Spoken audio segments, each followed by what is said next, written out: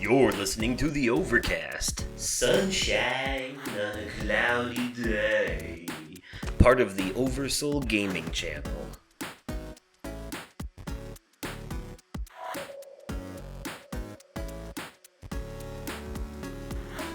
Hello there, everyone, and welcome to the Overcast, your joke-making, fun-having pop culture podcast. I am your host, Justin, aka Oversoul. And I am your co-host, Nick, aka The Vaping Fiend. Yes, and like always, we bring you sunshine on a cloudy day, and we promise you, we are safe from having our pets eaten. Nobody's eating the cats and dogs. All right, shut up, shut up about that. No one's doing that. Stop spreading misinformation. Anyways, it's been a couple weeks. It has. It has. Yes, and so. To the audience, I know what I said at the end of the last episode, but we're actually going to forego that this time.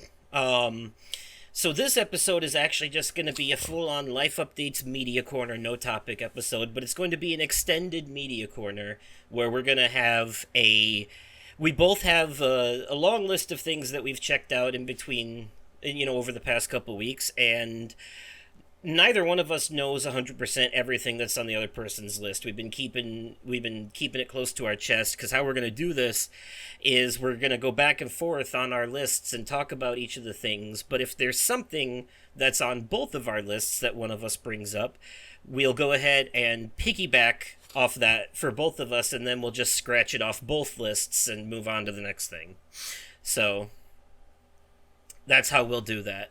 Yes. And also, we're going to repurpose the idea that I had for the other episode. Instead of doing like a list of the things that we like to get rid of about gaming that we don't like forever, instead we're going to go down a list of, general major complaints about gaming and the gaming industry and whatnot, and talk about how we feel about each of them in turn and whether or not they're things that bother us or not. So that'll be fun, because that's there's a lot to talk about there. I have a few things to say about this push for live service crap all the time. So yeah. So, all that being said, it has been a few weeks. So, It has been. And tell me, how's it been going? What's the haps, paps? It's been going good. Since we last recorded, Sarah and I made a trip out to Rockford to get the rest of the stuff from my mom's house. And before we came back to Iowa, we made a little detour. And we came and got a furry little furball nibbler. Yes, finally back with her rightful owner. Yes. Yes, and it was nice to see you all for a brief minute as well. Because, I was like, it was too bad it couldn't be more of a, actual visit. Because I was like, man, this is going to be the last time I see him for a while, I think. But Yeah. Yeah,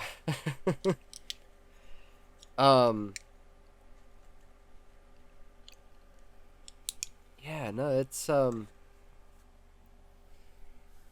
getting the two kitties acclimated was a challenge at first. What happened is we had brought Nibbler back to the bedroom. Now Flynn, he was here first. He's Grumpy Kitty. He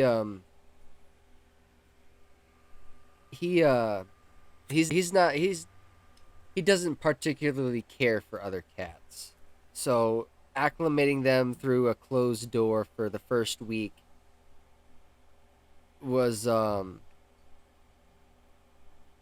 interesting. Because we tried doing a flip-flop one day, and because Nibbler's scent was back here, he wanted nothing to do with this bedroom at all. Fair enough.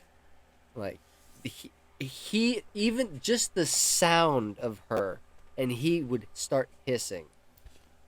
Well, it was his house first. It sure was, but there was an oopsie interaction, and the other day, and it's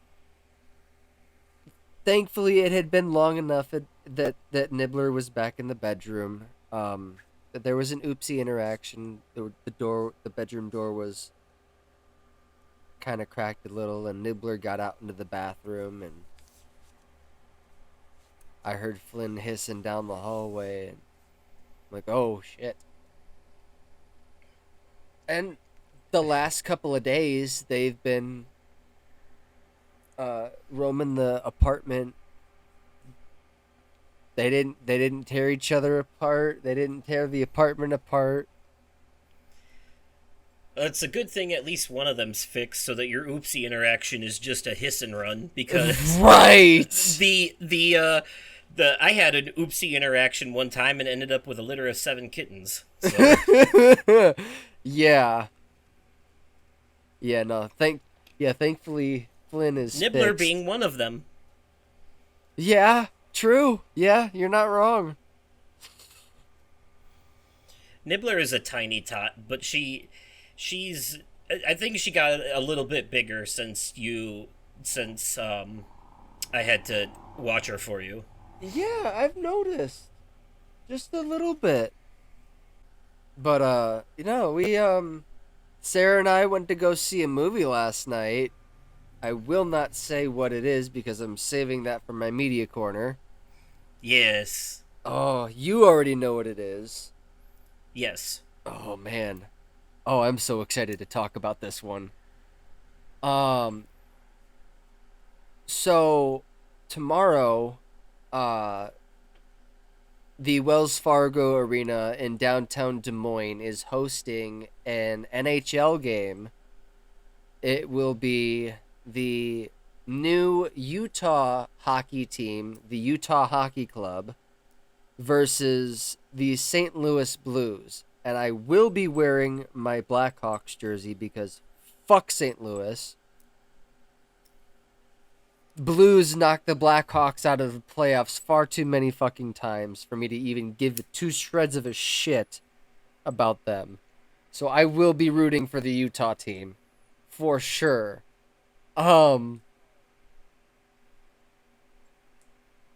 So there's that. I will be going to that, and then yeah. So it'll be going to that. It'll be me, Sarah, Willow, um, Sarah's mom, and Sarah's brother. Okay. This Nice. past Wednesday, the Blank Park Zoo hosted a season ticket holders private event from 4:30 to 7:30. You check in at the Iowa Wild tent as soon as you enter into the zoo, and when you came back around, we basically before we left, we got to pick up our custom Iowa Wild jerseys. Nice. On the back of mine, is Wild Thing 3. Sarah's is Wild Thing 2. I think Sarah's either Sarah's mom. It's like Sarah's brother is Wild Thing 1, and I think Sarah's mom is Wild Thing 4.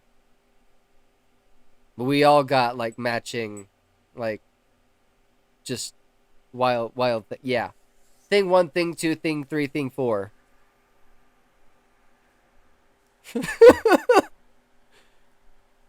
That's awesome. Hell yeah.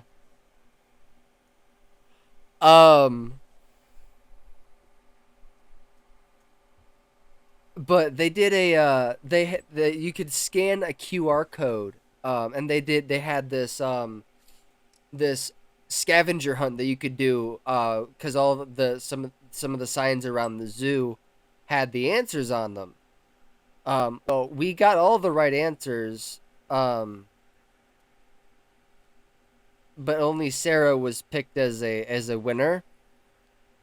Sarah won an autographed hockey puck, autographed by one of the Minnesota Wild players, Oh, the nice. NHL team. Okay. Yeah,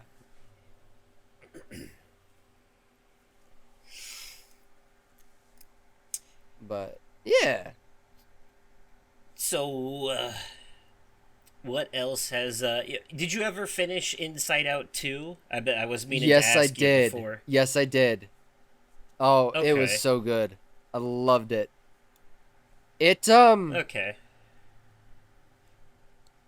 anxiety. Mm-hmm. Maya Hawke plays her so well. Yes. If this is spoilery, cut this out. Um, but anxiety gave a really good physical representation of an anxiety attack. Oh, yeah. No, that's not spoilery. Okay. Not enough context there. Yeah, you're good. Okay. That was seeing that like holy shit. That was like at least in my opinion the most intense part of the film. Yeah, I know what you're talking about. I know what you're talking about. Um yeah, yeah. It's yeah, good job saying what you wanted to say there without giving specifics. That was on point. Okay. Um yeah, well done. I have to say my this is going to be a little more specific, but I have to bring up my favorite visual gag in the movie is when Anxiety's like, okay, time to really crack down on this, and then cracks open 4 energy drinks and guzzles them all down at once with that big ass mouth. For some reason, in the theaters, that made me genuinely chuckle out loud. Like there was just something very relatable about Fair that. enough. You know, um, I was like, yeah, this movie speaks to me. Hell yeah. But yeah, I guess you can also kind of see what I mean, though. I was still, like I said back in my Media Corner review, a little disappointed that Joy didn't seem to learn much from the first movie in the beginning of this one. Yeah. Yeah. And that the You're not wrong. overall the plot's basically the same. They get kicked out of the tower and have to fight their way back. It's just with everyone this time. Yeah, I've watched that quite a few times already because my daughter's obsessed with it. I'm almost contemplating buying it for her on Blu-ray for Christmas. Oh yeah, yeah. It's a great movie overall, though. Even Oh, the I mean, I mean Walmart sells it, so yeah. I mean, I think I own I could always put in a Walmart order. I think I own the first one on Blu-ray, so yeah, I'll definitely be getting that one. Glad I you. can't I can't wait until Deadpool and Wolverine is available for physical purchase. Mm-hmm. Mm-hmm. I'll be getting a physical copy of that for sure. Oh, no doubt, no doubt. I've got the first. I've got physical copies of the first two. I'm gonna need it's only fair if I get the third. Right. Yeah. I imagine there'll be some kind of trilogy box set coming out, and since I never bought the second one, but I do have the first one, I'm not opposed to buying a trilogy box set since I don't have two or three. Yeah, I think that's like 2/3 of what I don't have makes it worth the repurchase of the first.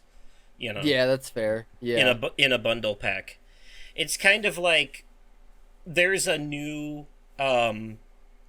Saw collection out that has all 10 movies, and I'm really considering, and it's a Blu-ray collection. I'm really considering buying that and then selling the one I have that's the 8 movie collection from before. You said what? They have a collection of all 10 films? Yep. If I'll send you a link. I've seen it on Amazon. It's in a box that has a big like metal X across the front of it. It's like a special casing. But wait, why would they do that if they're doing if they got another one coming out next year? Money. Fair. Yeah. Um and it Wait, is, yeah, next next year, isn't it? Next year? I think so. I think so.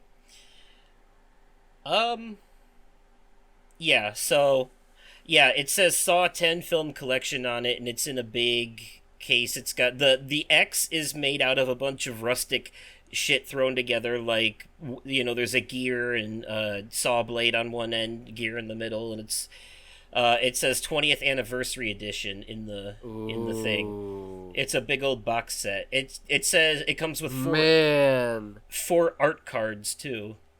Okay. According to the Walmart website, it's $53, which is not That's not bad. for 10 movies. Yeah, That's not bad at all.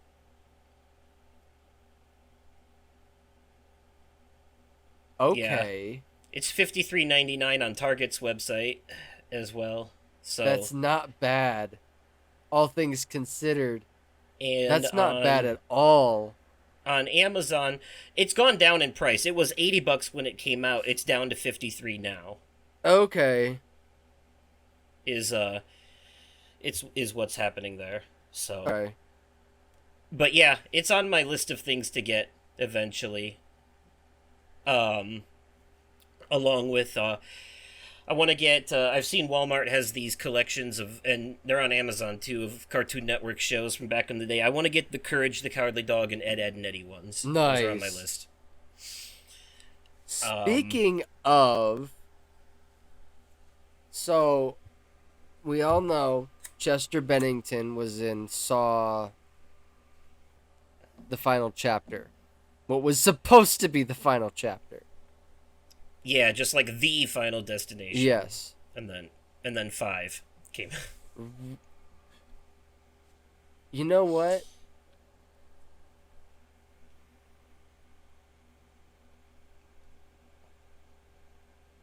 No, because I already started the statement. I'm gonna finish it. Mm-hmm. Speaking of, Chester Bennington was in the saw the final the final chapter. Yes, Lincoln Park. or Saw 7, if you please. Yes.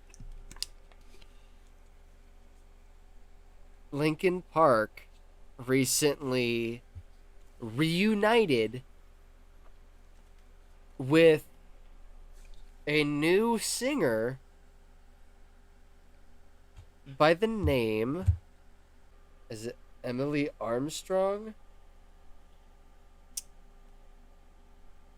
Yes, Emily Armstrong from the band. I think it's called Dead Sarah's. Six Or Dead Sarah. Yeah, it's she's the former lead singer of the band Dead Sarah. Yeah.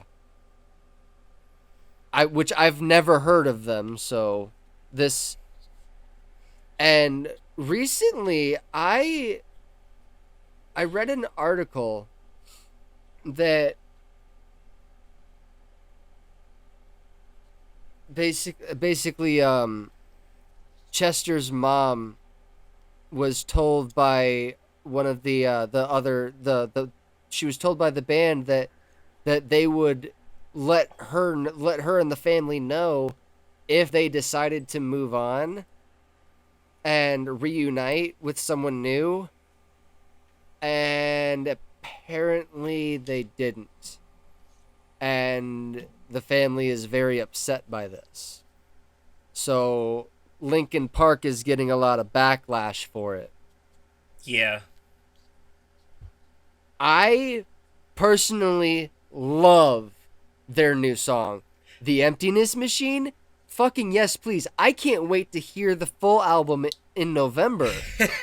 I have to interject with a joke here, and this will come back in later into play in the media corner too. But I noticed that I saw posts from Ryan saying that he loved the new Linkin Park album, and this other podcast I follow, What Culture Gaming podcast, the main guy Scott Telford, I follow him on Twitter, and Mhm. he was posting about how much he loved it too. He was like making all kinds of statements, and then, and this will make sense later too, but I still think it's funny. After the PS5 Pro announcement, he made a tweet that said, "Turns out the PS5 Pro is the real emptiness machine." So, yeah, Okay. I just thought that was great. That's hilarious. But yeah, I see what you're talking about. Rolling Stones posted an article 2 days ago. Chester Bennington's mom says, "I feel betrayed by Linkin Park." Yep. They're getting a lot of backlash. Yeah, well, also because this new lead singer that they chose, there's some controversial backstory there about how it was perceived that she was defending somebody who was in legal trouble for some sexual assault related stuff. Oof. And I think it was misconstrued because she sat in at the trial, but I don't think that she was actually defending him. So that part is more speculation. But Yeah. apparently she's a Scientologist, and that's not a good look either. So that's kind of, Fair. yeah, they are like, freedom of religion and all that, sure, whatever, but Scientology is very cultish. That one is kind of a, Yeah. that Scientology is kind of a red flag because, like, here's a good story to, like, I think this needs to be out there anyways. A lot of people know this, but a lot of people still don't. But you may remember a long time ago, South Park did an episode where they made fun of Scientology and Tom Cruise was hiding in Stan's closet. I And remember that episode. yeah, so it ended up being like a huge thing, and apparently at the time the story was that Isaac Hayes, the voice of Chef, who was a Scientologist, left the show because he was offended by that episode, and and he had put a statement out about it, and they were like, "Well, we make fun. You were fine with it when we made fun of everything else, but now this, and you want to be a hypocrite? Okay, whatever." So, um, so they retaliated by doing an episode where they killed off Chef, where he was brainwashed by a club that was not good, Mm-hmm. and he ends up getting mauled by a bear after falling down a ravine at the end of the episode or whatever. But Yep. um, but the it later came out from Isaac Hayes' son Jr. that um, Isaac actually left the show due to health issues, and it was actually the Church of Scientology that forged a letter in his name, made it look like he left the show because of what happened in the Oh, episode, jeez. and they basically were preventing him from reaching out to them. That's Taking it fucked. taking advantage of his health issues, and and so they basically put that statement out pretending that he put it out, but it was actually them that did that and That's trying to fucked.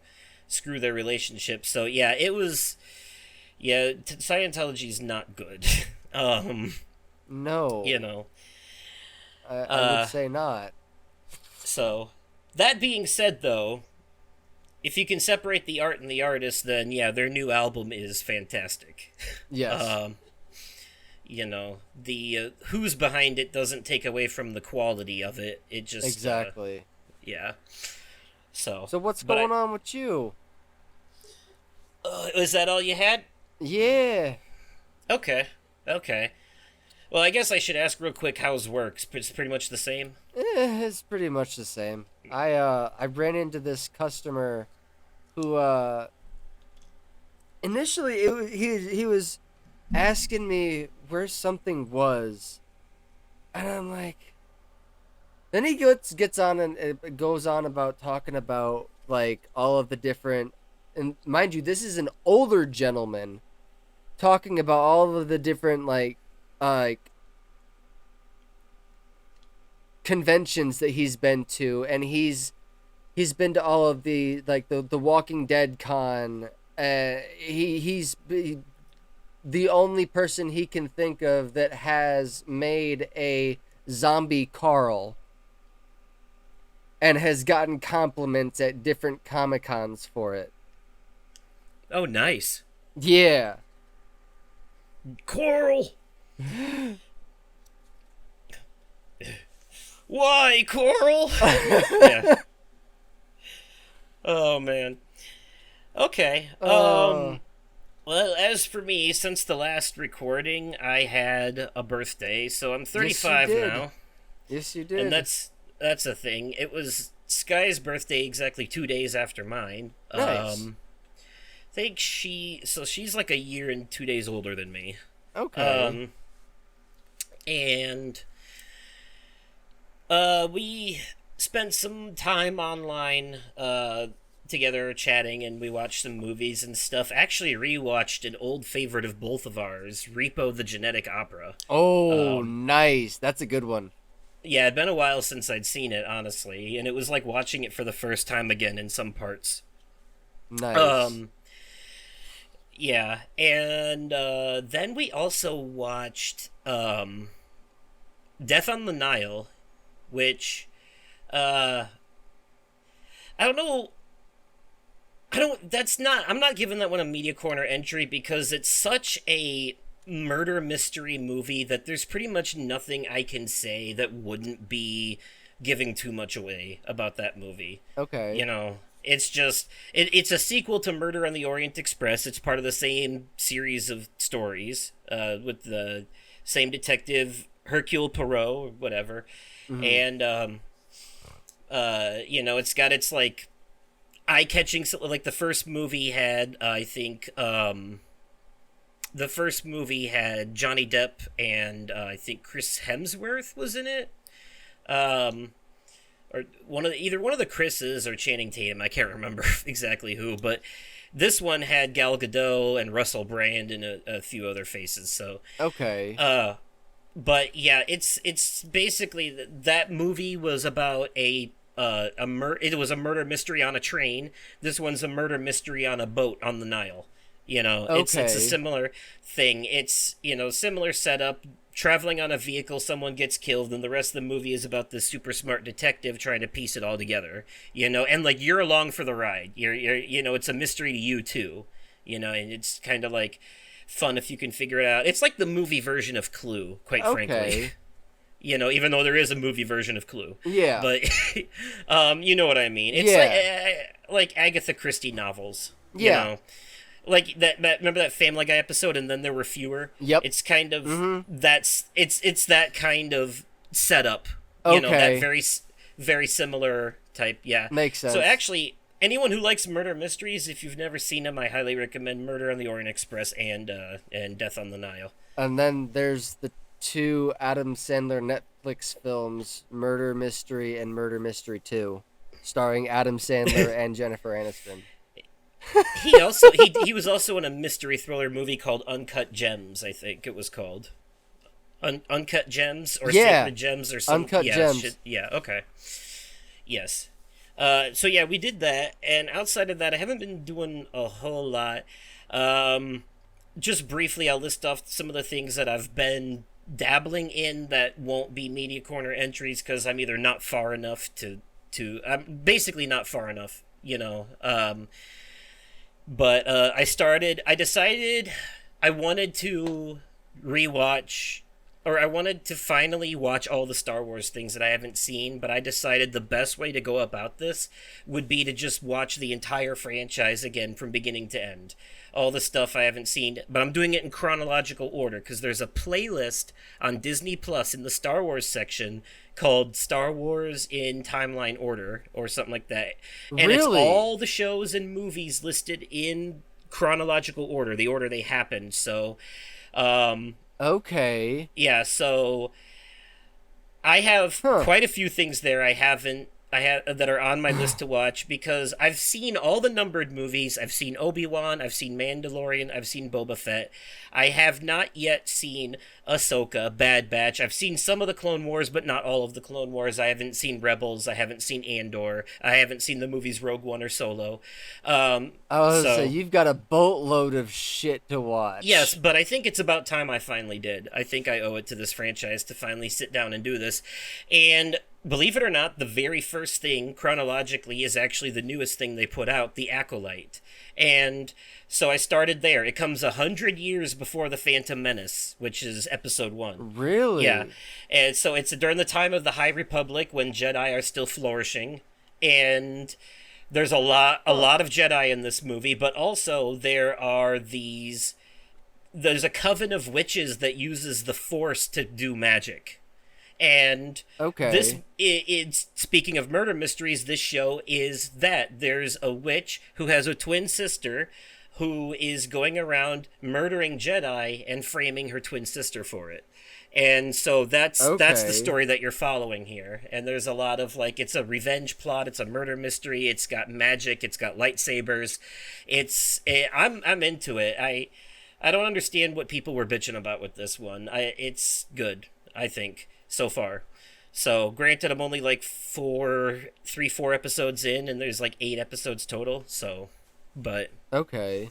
so far so good, in my opinion. I don't have any real complaints. There's a couple of things where I was like, like these, like the Jedi busting into the fortress and being like, "Our apologies, we didn't realize anyone was living here," and I'm like, that line doesn't make sense. You'd fucking definitely knew people lived here. You wouldn't have came here otherwise. Like the, yeah, no, it's, um, yeah, but that one I'm liking. So I've got a journey. There's a huge gap between episodes 3 and 4 and episodes 6 and 7, where a lot of this shit takes place. Um, this one, The Acolyte, is a prequel to the whole series, but the Clone Wars takes place between 2 and 3, and Okay. um, the Bad Batch is a spin-off of that, and then Andor, Rebels, Solo, Rogue One, all that shit takes place between 3 and 4. In fact, Rogue One ends right where Episode 4 begins, the A New Hope. Okay. Yeah, it was after Carrie Fisher passed away, so they kind of had to do like a CGI Leia in there, Yeah. or I think it was after. Maybe it wasn't. Maybe it was just they did like a digital de-aging thing and it looked weird. But either way, I heard about that. And Solo is about Han Solo when he's younger, so that one's in there. There's also the Jedi Fallen Order and Jedi Survivor games are both canonical, and they take place between 3 and 4. And Star Wars Outlaws that I'm currently playing is also canonical and takes place between 6 and 7. Um, Okay. yeah, and I'll talk more about that later.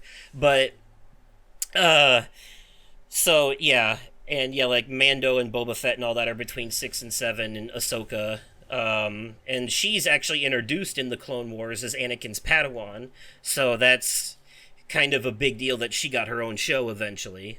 And Yeah. I think she was brought back for season 3 of Mando, and that was actually the first time she was a live action character. Yes. So yeah, because she was a cartoon in the Clone Wars. So Mm-hmm.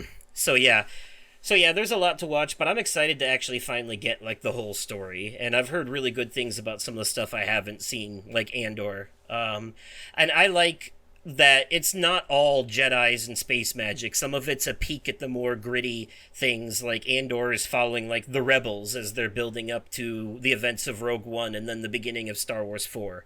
You know, Mm-hmm. and stuff like that. So, and I like how Obi-Wan showed Leia as a kid. Um, so there's that I dabbled in a bit, and then I've also dabbled in. There's a game called Dustborn that is published by Quantic Dream, not developed by them, but they are. You play as a ragtag group of misfits that are known as anomals. They have superpowers based on their vocals, and this Mm-hmm. is one of those narrative focused choice based games where the choices change the story, and it's kind of like you're making a comic book about the story as it goes too with the choices. What game Um, is this? Dustborn. Um, Huh. Came out very recently, but yeah, it's in a dystopian future based on an alternate history where John F. Kennedy's assassination was failed and it killed his wife instead. So he cracked down harder on crime, and he create this like elite police force that's like super fascist, and it's Ooh. and people with superpowers, the anomalies, they consider them deviants and they hunt them down, and put them in Okay. internment camps. Um, so, and you play as, you know, this group that just completed a heist and stole some data, and you're trying to get across the border to the Republic side, where you are under the guise of being a band that's traveling on tour in order to complete your mission. Like that's your cover story. So Mm-hmm. so there's moments where you have to actually be a band and it turns into like a rhythm game for a little bit, kind of like I would compare this to Goodbye Volcano High in a lot of ways, actually, in terms of, you know, choices affecting the story, the rhythm game mini games, you know, the it's very progressive, like one of your party members is non-binary um Okay. in the game. um yeah, and all of your powers, like the way you use them can affect your relationship with people too, because the character you play as, her vocals have the ability to like, you know, freeze people in their tracks, or like you have your powers are called block, trigger, and push, so you can like push people to do what you want, you can trigger them into certain reactions and all that. And the Hmm. one of your party members, their ability is gaslight, they can calm people down when they're freaking out. And the other party member, her ability is self-focused. She becomes super strong by turning her arms and legs into stone. But also, she's got really bad anxiety, so when she starts freaking out, she has trouble controlling her powers. Um, Got it. Okay. yeah. So yeah, I'm liking it so far. It is very political and like extremely leftist political. Like I said, it's very progressive, and it has all the subtlety of a bag of bricks to the face with its messaging. Like there was straight up a part where the character was having a nightmare being attacked by these red silhouette creatures, and they were screaming things like, you know, do your own research, don't trust the experts, go work, go woke, go broke, the earth is flat, blah blah blah, you know, shit like that. And I'm like, yeah, yeah. So it's not exactly subtle, but it is. I'm liking it so far. Um, and it's a very intriguing story. Although I will say, depending on how you play them, the characters can be jackasses, like assholes for real. And then yeah, and then another small game that just was free to PlayStation Plus recently, extra PS Plus extra tier, part of the game catalog, is called The Plucky Squire. It just came out, and it's free on day one on there. Sort of I like a already game. have it downloaded. I already have it downloaded to my PlayStation. From what I've played so far, it is a fun little, like, it's a mix of classic Zelda, classic Mario. The whole thing takes place on a book, so as you're playing it, when you move from one screen to the other, the page will turn and it'll take you there. It's got very adorable, vibrant color, beautiful animation style, and it's very simplistic gameplay. You know, you're walking around hitting things with a sword. You know, sometimes you're picking up words to put them in the right spot to make something happen. And the game is very accessible. Like if you find yourself struggling, there's accessibility options that you can even go so far as to make yourself invincible so you don't take damage, or kill all enemies in one hit, are features you Hmm. can turn on.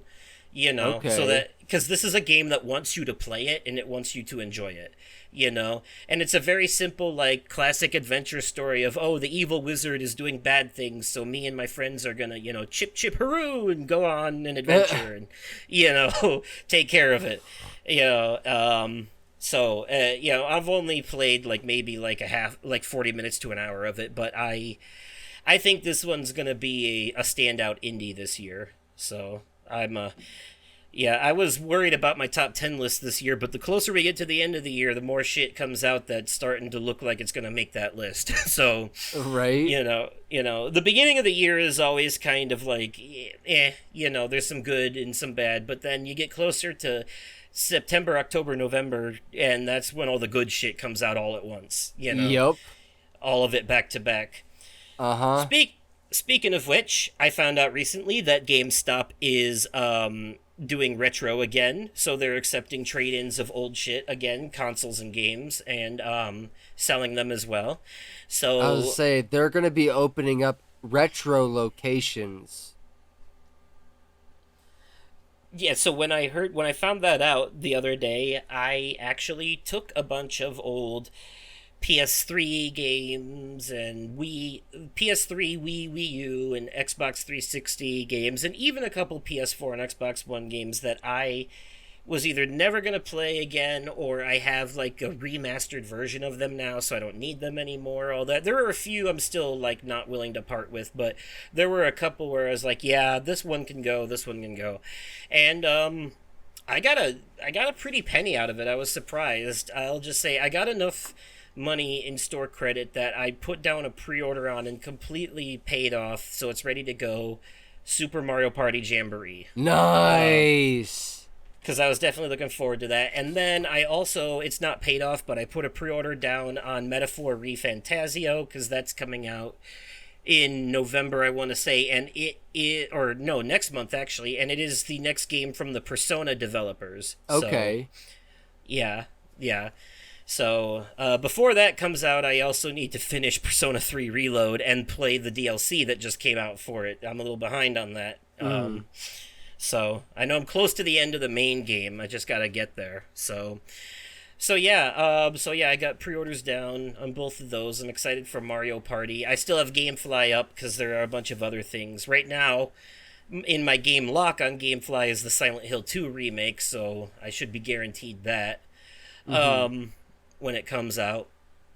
So, and yeah, outside of that, you know, not a whole lot going on. Work has pretty much been the same, busy because of specials and new menu additions, but also we've we've had a new guy start working the line, and Uh-oh. this is one of those people that he's definitely trying to like overassert his dominance too early in, and seems like he doesn't like he He's one of he wants to those. he wants to over authoritize authority. Like, don't get me wrong, I'm not big on authority figures either, but I'm not I'm I'm cool with our managers here. We're all fine. This guy though, like the other night, he was our 5 to 8 person, and I was closing, and one of our managers was explaining to him what you need to do, that he needs to keep an eye on the line while I go and do closing people stuff, like dishes and other stuff I need to do, and Uh-huh. running garbage and stuff. And he wasn't fully understanding. I think he was thinking we were trying to tell him he had to do all that stuff. We're like, no, you just got to do the floors. You just got to scrub, like run the floor scrubber before you leave. And she was explaining all this to him, and he looked this manager dead in the eyes and said to her, "Why can't you do the dishes?" What?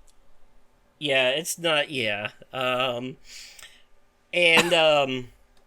Oof. and then there's the goofy customers too. They had someone pull up the other day that asked for two versions of the same sandwich. They asked for the regular classic version and then also the half-pound version. Yeah. And so they put them both in. And they were like, no, that's one sandwich. And they were trying to explain to him, they're like, no, those are two different sandwiches with two different amounts of meat in them. And he was like, whatever, and just pulled off. So, Oh boy. yeah. It doesn't sound yeah, like he's going to be sticking around too long. Well, that wasn't the employee. That was one of the customers, that second story. But pulled up to the drive-through and asked for two different sandwiches, then insisted it was it was supposed to be just one sandwich. Like, you said two different things. Okay. So, yeah, but yeah, no, this guy, he probably won't be sticking around too long, because had to work with him again today, and I was like, all right, it's 1 o'clock. I'm off at 2. I gotta run around and do the garbage, and because this is your line until 4 when the closer comes in. I gotta do garbage and dishes and stuff, and he was like, okay, and then like no sooner did I tell him that, and then he just went and sat in the back on his phone and ignored all the orders that came in. So He sounds like he doesn't want to work. yeah, but then later he was like doing things before he was supposed to, like trying to do garbage in the middle of lunch rush, and they were telling him no, no, no, and he was telling me, he's like, I'm just trying to stay busy because I think they're on to me. What? and and he's like, but it's cool, I don't really need this because I'm a certified electrician. He's like, I've got to play. I've got backup plans. He's like, you always gotta have a backup plan, man. I got a plan A, plan B, plan C through Z. What the fuck? Uh-huh. Okay. I'm like, all right, guy. Yeah, he's given vibes to some similar people we know from our past that tend to over exaggerate things and Yep. put themselves on an undeserved pedestal. Yes. Yeah. So, yeah, I don't think he's gonna last very long. We've had a few people start since I've been there who worked like 1 or 2 days and then just didn't show up again. Just yeah. Okay. What blows my mind, like, if you're a certified electrician, why in the hell are you working in fast food? Right. The fuck? Like, was this by choice or was it forced? Like, and in my case, there aren't many options out here for me. Right. So yeah, yeah, we'll see. We'll see how that goes. I have a feeling that he got sent home early after I left. Because that just doesn't seem to be. Apparently, it was yesterday before I got there because I closed last night. He was, he said he was sick or something, I guess, but from what I heard, he straight up fell asleep in the back. What? Just sitting down. And then at one point, it was like he was scheduled to be there till 4. It was 3:19, and he straight up said, all right, I got all my stuff done. I'm out. What? Like he was going to choose when he got to leave. Oh. And they were like, excuse me?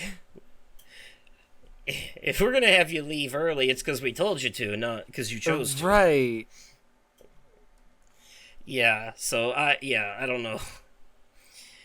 He's gonna be. There's a couple people there now who had a bit of a rough start, but they're doing better. So they, I think they'll be fine. But yeah, not this guy. No, he's got too much. He likes to step on everyone else's toes a bit too much. It sounds like it. And he doesn't know how to stay on his side of the line and focus on his own part. He'll be like, man, you should have been cooked that chicken like ages ago. Now they're gonna be waiting on it. Meanwhile, there's still like 3 sandwiches he hasn't made. Right. And they're up there being like, hey, I still need like 2 of this and that. And he's like, oh, you still need that? Yeah, dumbass, pay attention. The fuck was he doing? Sticking his nose in other people's shit too much. That, not being guess. you know what they say about throwing stones in glass houses. Right. So just don't do it. Right. So anyways, yeah, those are my adventures lately and all the things I've been up to that aren't getting full Media Corner coverage. Yeah, it's pretty much how it's been. Nothing of significant interest. Oh, I will say, though, that out here in my town recently, there was a big old standoff between the police. There was actually, now this is not obviously hyperbole because this can be fact-checked. It's actually like, the Rockford News covered this, and there's articles about it. Oh, Jesus. Out here in my town of Freeport, Illinois, there was I'm gonna say that so people can look it up and see for themselves. Um, an apartment, like a multi-story apartment complex out here. I want to say it's like maybe 12 floors. There was a woman being held by either a boyfriend or ex against her will for a couple of days. She hadn't shown up to work, and it turns out she was one of my mom's coworkers. Oh Jesus. And so one day, when I went to take my cats to the vet. I noticed there was a police blockade going on by this apartment complex, and there was news people out there with the cameras and shit. And I was like, "What's going on here?" And I talked about it at work, and basically the only information that was being put public at the time was that there was a barricaded individual in a standoff with the police, and they weren't letting anyone in or out of the area or the building. So anyone who lived there that needed it, like it lasted so long that people who lived there had to go to the Salvation Army overnight. um because they Jeez. couldn't get into their apartments because of the standoff. And yeah, the guy threw a fucking Molotov cocktail out the window. Um, What? yeah, pretty much every cop in town was focused on this at the time. Like, they came in pretty hard. But basically, I he believe was it. holding the woman hostage, and eventually he let her go. But then he barricaded himself in the apartment and refused to come out. So they were in a standoff with him, basically through the window. Eventually they got him, but it took pretty much a whole fucking day to, like, well, it was a multi-day event because she Jeez. was, she was MIA for a couple days. And then when somebody finally did a wellness check on her, that's when everything came to light. And then yeah, and then the standoff happened. So basically Okay. the whole thing was like a 3 or 4 day event, but the standoff itself took pretty much a full 24 hours. Um, Okay. like it started pretty early in the damn morning and then didn't end until early the next morning. So Fair. yeah, so that was some wild shit that happened out here recently. But yeah, that's that's pretty much the long and short of my events happening. Crazy work, crazy town full of crazy people. I'll say recently, actually yesterday, a local Iowa band by the name of Slipknot Oh, hosted a hosted a bottle signing. They were selling their signature whiskey bottles and signing them. I think somewhere here in Des Moines. And Knotfest is actually was actually tonight. oh, okay, nice. Yeah, and Sid Wilson of Slipknot recently suffered some like some really bad burns to the face. Um, but it's he's made it known that he's going to see the fans on tour, but this happened weeks ago. But he would it was I think he and his girlfriend Kelly Osbourne were spotted um backstage at Knotfest. Nice. Yeah. I guess I also want to throw out there real quick that our friends over at the Fortress of Nerditude have cut their episodes down to one a month. And Yes. if you get the chance to catch up on the show, definitely do, because when you I'm listen, working my way towards that. okay, because when you listen from where you left off up to where they are now, it'll be easier to catch up with one a month episodes or stay caught up with one a month. But also, listening to the stories that they tell in more recent episodes, you'll understand why they've cut down to one a month. But Yeah. needless to say, I'm not sure how far you are in your catching up, but Spencer has a puppy now, and that's been a big adjustment for the family. And I have not heard the puppy story yet. but there's build up to it. He talks for a couple episodes about them considering it, and then they finally pull the trigger. Ryan also has a second dog now that they found on the side of the road. And yeah, there's a bunch of other stuff too. There was a break-in story that I can only describe as some slapstick shit from a '90s comedy. You know, like some Dumb and Dumber type shit. Um, that involves soiled sweatpants and a peed-on couch, and uh, and apparently Spencer saved some drowning kid's life at a pool. So yeah, there's a lot going on. I think the last episode that I listened to it had been a couple of weeks, and because Spencer had a funeral to go to or something. Mm-hmm. Yep, I remember that. So yeah, you've got a little catching up to do, but Yeah, a little bit. I won't give you any more context for what I told you so far because those stories are wild. You just I believe it. I'm you gonna listen. you got to hear them told by the people themselves on the show. It's Yes, great. yes. So yeah. Yep. Alrighty. Well, yeah, we'll still be sticking to our bi-weekly format for now. Yeah, We took a little break, so I could relax on my birthday and rejuvenate, but yeah. yeah. We're back in it now, so all right, that'll be Hell it. yeah.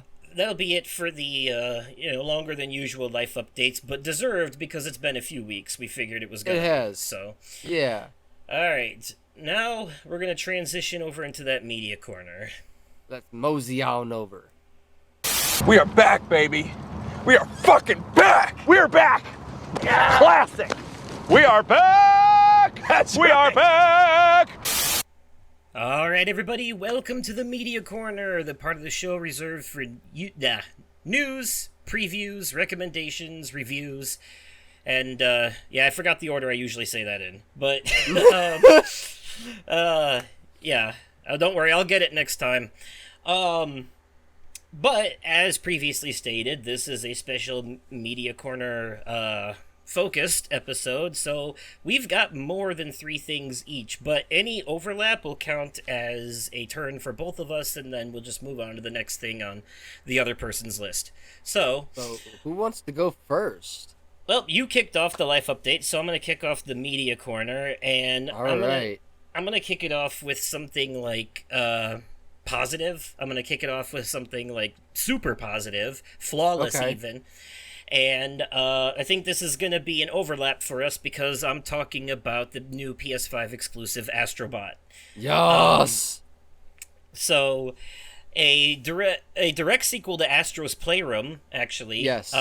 Where in Astro's Playroom you were inside the PS5 taking a tour of its innards, represented as different things like the cooling system was a snow level and whatnot, and there were cameos from different PlayStation characters. Well, I didn't know this, by the way, because in this new Astrobot, I've been getting items from the Gacha machine for bots that don't exist in this game, and it turns out that they updated Astro's Playroom and they put 4 hidden bots in there you can find and rescue that carry over to Astrobot, including like the main character from Returnal and a Gran Turismo driver, and 2 others. I actually found all 4 of those in Astro's Playroom. Right, so they should carry over to Astrobot for you then. They should be in your... so I actually have to go back and do that, because I got the Platinum in Astro's Playroom, but I never finished the other stuff that they added in. So, like, I have the Platinum, but I don't have 100% of the trophies. Ooh. There's yeah. a whole new level of... there's a whole nother level of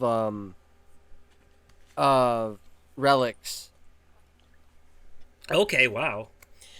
But what I do have both the Platinum and 100% of the trophies in is the new Astrobot. Some backstory on this, what I would call new PlayStation mascot, quite frankly. I would say Astrobot is the PS5 mascot at this point. Yes, yeah, And- I agree with that statement. And, yeah. yeah, for the PS1, it was like Crash Bandicoot or Parappa the Rapper or Spyro the Dragon. Take your Yeah. pick. For PS2, it was Sly Cooper, Ratchet and Clank, Jack and Daxter. Take your pick. Yeah. You know. For PS3, it was probably like Kratos or Sackboy or Nathan Drake. Take your pick. You know. But for PS5, I really think it's Astrobot. I think that one's pretty definitive. So in this game, the PS5 that you put together in the previous one, he is, you know, you're flying in space and they get attacked by the alien guy, and then you go and all the bots get tossed into the far reaches of the netherworlds, and you have to go save them, as well as put the PS5 mothership back together. Hell yeah. So whereas the last game, your adventure took place inside the PS5, this one takes place outside of it, and in bigger worlds. But this is based on an already existing world, and I'll explain. So Astrobot actually got his start in a little game on the PS4 called The Playroom. It was just called The Playroom. It was a PlayStation 4 camera game. You interacted with the bots and you had little Astrobots. Then they released a VR version called the Playroom VR that was based around Mario Party minigame style multiplayer games. I actually did like a Let's Play of that with the family during a Halloween/PSVR release party that I threw a while back. And that was a lot of fun. And then they released a full-fledged VR 3D platformer game called Astrobot Rescue Mission, which plays exactly like this one, except it's in VR, and the bots you're rescuing are just regular bots. There's no PlayStation cameos. But it was the beginning stages of this, because this game did have, you know, the same, you know, collecting coins, platforming, jumping, all the same moves and all that, and the exact same boss battles, but played differently. Okay. But Astrobot Rescue Mission had all the exact same bosses in it. The gorilla, the octopus, all that. So yeah, you had all of that. And so this new Astrobot game is basically a combination of Astro's Playroom on the PS5 and Astrobot Rescue Mission on the PSVR. It's a combination of those two things. And what's great about it is that now some of the bots, not all, but some of the bots you're rescuing are video game characters from PlayStation history. Not all of them are exclusive, but there are some that are multi-platform games, but they have a significant place in PlayStation history or got their start on PlayStation, is why they're there. You know? Makes sense.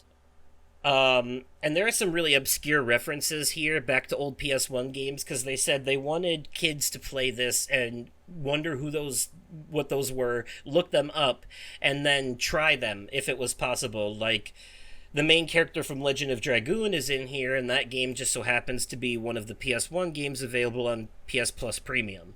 You know? Nice.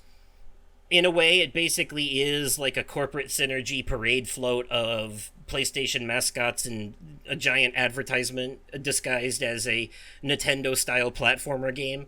But it's also a nostalgic throwback to the gaming days of yore, while also being a genuinely challenging and innovative and fun platforming game that I would compare to the likes of Super Mario Odyssey, quite frankly. Based on what you've you've beaten the game, you've platinumed the game. Yes, so that means I've done not only, because you have to find all the bots, all the puzzle pieces, so not only have I done all the levels and boss battles, but I've also done all the secret levels that include all of the void challenge levels, all of the construction levels where you have to break the wood to drop the enemies below but not fall yourself, all of the retro levels where things break into pixels. I've had to do all of those, and they get challenging.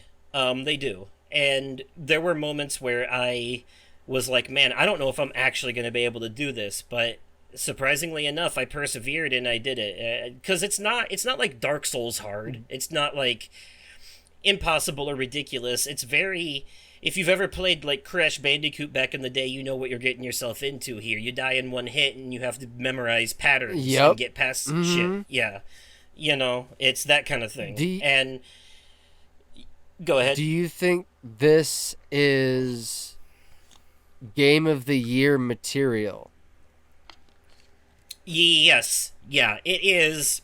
For me personally, I think that this is a very likely contender for my personal game of the year. Oh. And yeah, okay. and right now I would argue maybe it's a toss up between this, Persona 3 Reload, and Star Wars Outlaws, but between the three of those games, this is the only one that's completely flawless, if I'm being honest.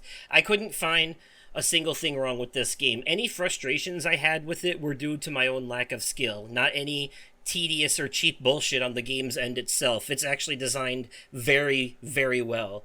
If you are it's designed in such a way that it's not going to hold your hand. It is challenging, but when you do get past more difficult parts, you feel very accomplished because you did that.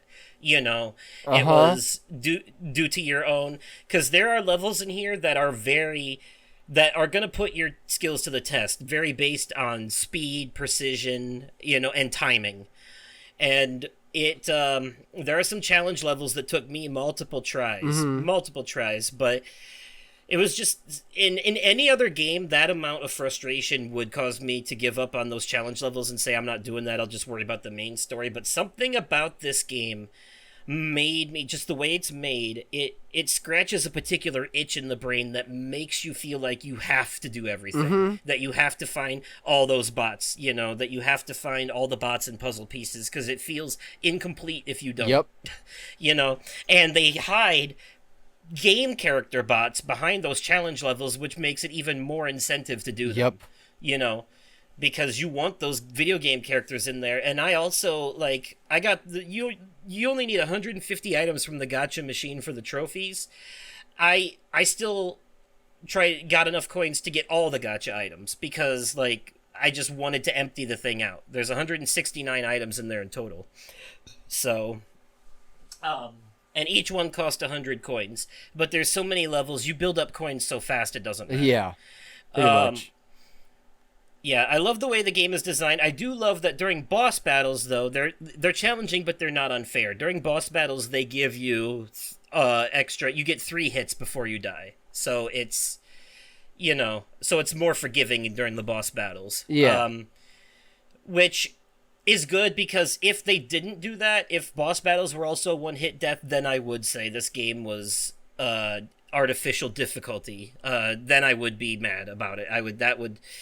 But they're reasonable, because they want this to be an accessible game for everybody without the need for accessibility options. Right. But yeah, there are some obscure bots in here, like Motor Tune Grand Prix, Legend of Dragoon. Vib Ribbon was an old rhythm game for the PS1. Characters from different things I didn't recognize but knew about, and then once I looked it up, I was like, oh, right, like the main character from Neo, which is a game I haven't played but know about, so I should have recognized it but didn't. Some deep cuts to stuff like Castlevania, Legacy of Kain, and Soul Reaver, shit like that. I thought it was really cool that Kratos was in there, too. Yeah, so that's the other thing, too. Some of the special bots you unlock after boss battles, you actually end up playing as a version of them in a level based off of their games, and these levels are designed with such authenticity and love that they basically are a mini remake of the game they're based on. All the way down to the mechanics. Like in the Ape Escape level, you're running around catching apes with a net. In the God of War level, you're throwing the axe and doing platform puzzles and stuff, and all the bots you find in this level are characters from the game, you know. Like, all the bots in that one are actually specifically from God of War Ragnarok. Hell yeah. And then there's others, too. I don't want to spoil for people who want to play it what some of the other ones are, but, they play so well. And, such a good game. And they're all based on great PlayStation franchises, yeah. But there have been times where I would find some bots in here and be like, oh, it's Joker from Persona 5, or it's Klonoa from that game I played on the PS1 as a kid of the same name. And stuff some people might get. There was one time I found a character in a little demon outfit, and I was like, God, this looks super familiar. And I found him in a room full of dice that also looked familiar. And I was like, what the hell is this? I know it, but I don't know it. It was like from a deep locked memory from my childhood. And then I looked it up, and it was a PS1 game called Devil Dice. And when I looked at it, the screenshots, I was like, I kind of do remember this. It was like a puzzle game with dice, and the little guy in the demon outfit, you had to roll the dice around to clear the arena.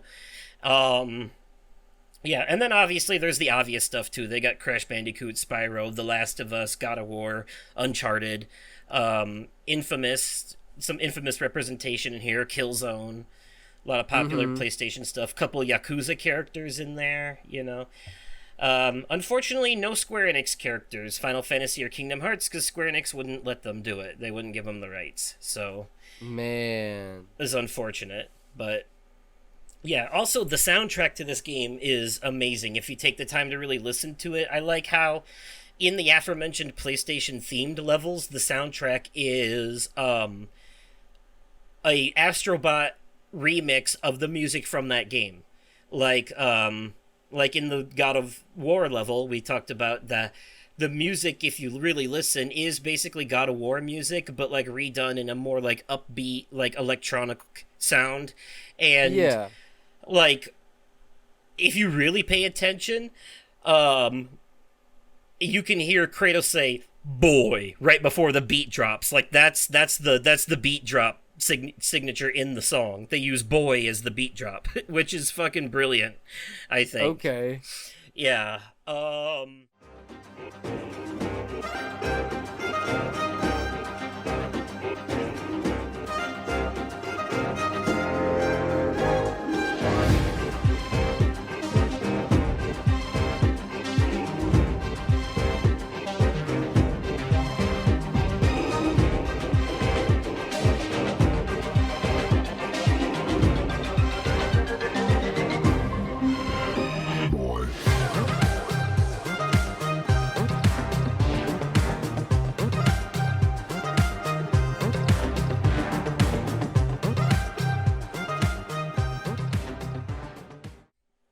So, yeah, just a little touches like that, man. Parappa the Rapper's in here, and the less-known sequel to that, Unjammer Lammy. Laura Croft from Tomb Raider. Katamari Damacy is represented here. Tearaway, Gravity Rush. I'm, if you don't recognize any of the bots in this, there is a video that y'all should check out, and but like, I recommend people don't watch this video unless they finish the game if they plan on playing it, because it'll show you literally every special bot in the game. So, but it's like an 18-minute video that goes through every single bot. It tells you who they are because the names are obscure in this. It tells you who they are and what game they're from. And it's worth watching. I watched it after I finished the game, but it's worth watching, just to have that knowledge, because there were a couple things in there like, oh shit, I actually do kind of remember that, So yeah, references to Ico and The Last Guardian and Shadow of the Colossus in here, too. Yeah. Okay. Little Big Planet, Stray, the cat from Stray is in here. Oh, I did see that. Yeah. The Shiba Inu spirit from the puzzle game Humanity that came out last year or this year. I can't remember. It was free day one on Plus, though. Yeah. The Pomeranian from... Do you remember the PS3 game Tokyo Jungle? Did you ever hear of that one? No. It was this, like, kind of survival game where you played as animals, and you started off as a Pomeranian, but you could become other things later, like a crocodile and a tiger and stuff. But it was basically a post-apocalyptic story of all these, like, people were gone and animals had taken over the planet again, and they were all trying to survive in Tokyo. And you start the game off as a Pomeranian dog, and that Pomeranian is one of the bots you can find in this game as well. Because it's No. not just it's not just in the levels, but like at your home base too, when you unlock areas and you go to find the next satellite to kick off to go to the next galaxy, there are eggs that have bots hidden in them too in a lot of those areas. And sometimes you need a certain amount of bots to get there, but Oh no, I trust me, I've been all over that. by the way, there's also, for anyone going for the platinum out there, there's a bunch of miscellaneous trophies in this game not related to progress. Like, most of them are you have to find all the bots, you have to fully complete all the galaxies, all the secret galaxy levels, all that stuff, yada yada. But there's miscellaneous stuff here too that you can do when you have certain characters in your home. For example, if you have Ken and Ryu from Street Fighter and stand between them and hit one of them, they will both hit you back and knock you out, and there's a trophy for that. There's a trophy for standing next to Crash Bandicoot and hitting down on the D-pad to dance with him. There's a trophy for hitting Kratos and then hiding behind Thor so that Kratos hits Thor and freezes him. Yeah, there's a trophy for getting a picture of Lara Croft and Nathan Drake and yourself or Lara Croft and Nathan Drake in the photo at the same time. Okay. Just little miscellaneous stuff like that. A lot of these require you to have the character's items from the gacha machine too. There's a trophy for getting stuck to the giant sticky ball from Katamari Damacy. If you hit him and he rolls it around and you walk into it and get stuck to it, there's a trophy for that. Just miscellaneous shit like that. If you build a bot wall, one of the walls you have to run up, and you hit them to knock it down, there's a trophy for that. If you have a bot tower where they're standing on top of each other and holding something up, and you hit the one on the bottom to knock them out of it, there's a trophy for that. Yeah, there's a bunch of miscellaneous stuff like that that is just like easy to and all the PlayStation levels also have miscellaneous trophies related to them, like killing all the ravens in the God of War level, catching the gold butterfly in Ape Escape, stuff like that. So if anyone is trying to go for beyond, like, getting all the bots and all the puzzle pieces and 100% completing the game itself is one thing, but if you're trying to go beyond that and 100% the trophy list as well, then there's those miscellaneous things you have to watch out for. But there's when you look at the trophy list itself, it's actually very obvious what you're supposed to do for each one. So it's pretty well put together. Yeah, I gotta say, it's one of the most flawless games I've ever played in a long time. I don't have a single complaint about it, and I would give it a 10 out of 10 rating. Okay. Yeah, I think I had a feeling you were going to give that one a 10 out of 10. It's literally perfect. I can't find a single thing wrong with it. The game isn't designed badly or anything. If I struggle, or if anyone struggles at a certain point of the game, it's them, not the game. 100%. Right. And I'm willing to admit that. Like, I died 14 times in the final challenge level, but I did finally beat it. You know? Yeah. And, yeah. So, actually, some of those Void Challenge levels were a little surprisingly easier than I expected them to be, but some of them were like, oh, fuck, just kill me now. But like, again, yeah, they're challenge levels for a reason. If you want 100% this game, you really got to earn it. You know, it's like a 3D Mario game, quite frankly. I would compare this to Super Mario Odyssey, Super Mario 64. Like this, the reason that this game is so successful and well received and plays so well is because it's literally a Nintendo game disguised as a PlayStation game. Yeah. It's, you know, but it works. Team Asobi know what they're doing. It's, you know, it's an homage. They're not copycatting. It's not a ripoff. It's, you know, don't fix what ain't broke. What works, works. And, you exactly. know, Nintendo doesn't have a patent on good 3D platformers. Other people can do them too. Exactly. You know? And they did, you know, and it's solid. This definitely scratches that itch. So, and it's a good way. It's a great, I would call it a PlayStation museum / graveyard. Yeah, pretty much. Because, you know, there's a lot of franchises in here where you're like, oh, I remember that. And then you remember that you haven't got a new game in that franchise in like 15 years. And you're like, fuck, you know. Like, what was that? The last Sly Cooper game was on PS3? Oh, yeah. So, And we haven't gotten, Jack and Daxter hasn't been touched in a while. Infamous, the last game for that was on the PS4 day one. Mm-hmm. You know, it's, it makes you a little nostalgic when you find some of these characters. And you're like, oh, I remember that. And then you find other characters and you're like, I don't know who the fuck that is or what they're from. But then you look it up and you're like, oh. So, yeah. Yeah, it plays well. The mechanics are great. The items you get are great. Oh, and I should mention, too, the little bird that you can hire for 200 coins that shows you where all the shit you missed is when you play through a level the second time. Yes. It is super useful because there are some things I would have absolutely never found without that bird's help. Hell yeah. Ever. Like, some of the shit in there is very well hidden. Like, you really have to go out of your way or think outside the box to find some stuff. Uh-huh. Also, this game utilizes the DualSense controller to its fullest potential. Like the adaptive triggers, the haptic feedback, the microphone, the gyroscope, like the motion sensor, all of that is fully utilized in this game. Even the speaker is fully utilized in this game in a way that makes it, in my opinion, even more immersive. It makes you feel like you're really a part of it, It's a fun game. It really is. I love how all the bots you find and save get stored inside your controller too, and if you shake the controller, you can hear them going wee inside there in the speaker. Yes. Yeah. So that's so it's super immersive for that reason. I love Hell yeah. I love the way that it does things. And this game even has mini boss battles too. Like the actual boss battles at the end of every world aren't even the full, some levels have their own mini boss you have to beat too. It's crazy. Oh yeah. So I'm super into it and I love the little my favorite gadget so far is the suit of armor that lets you turn into a ball and then it also can be used to block enemy attacks when you close up in it. That's awesome. Very useful.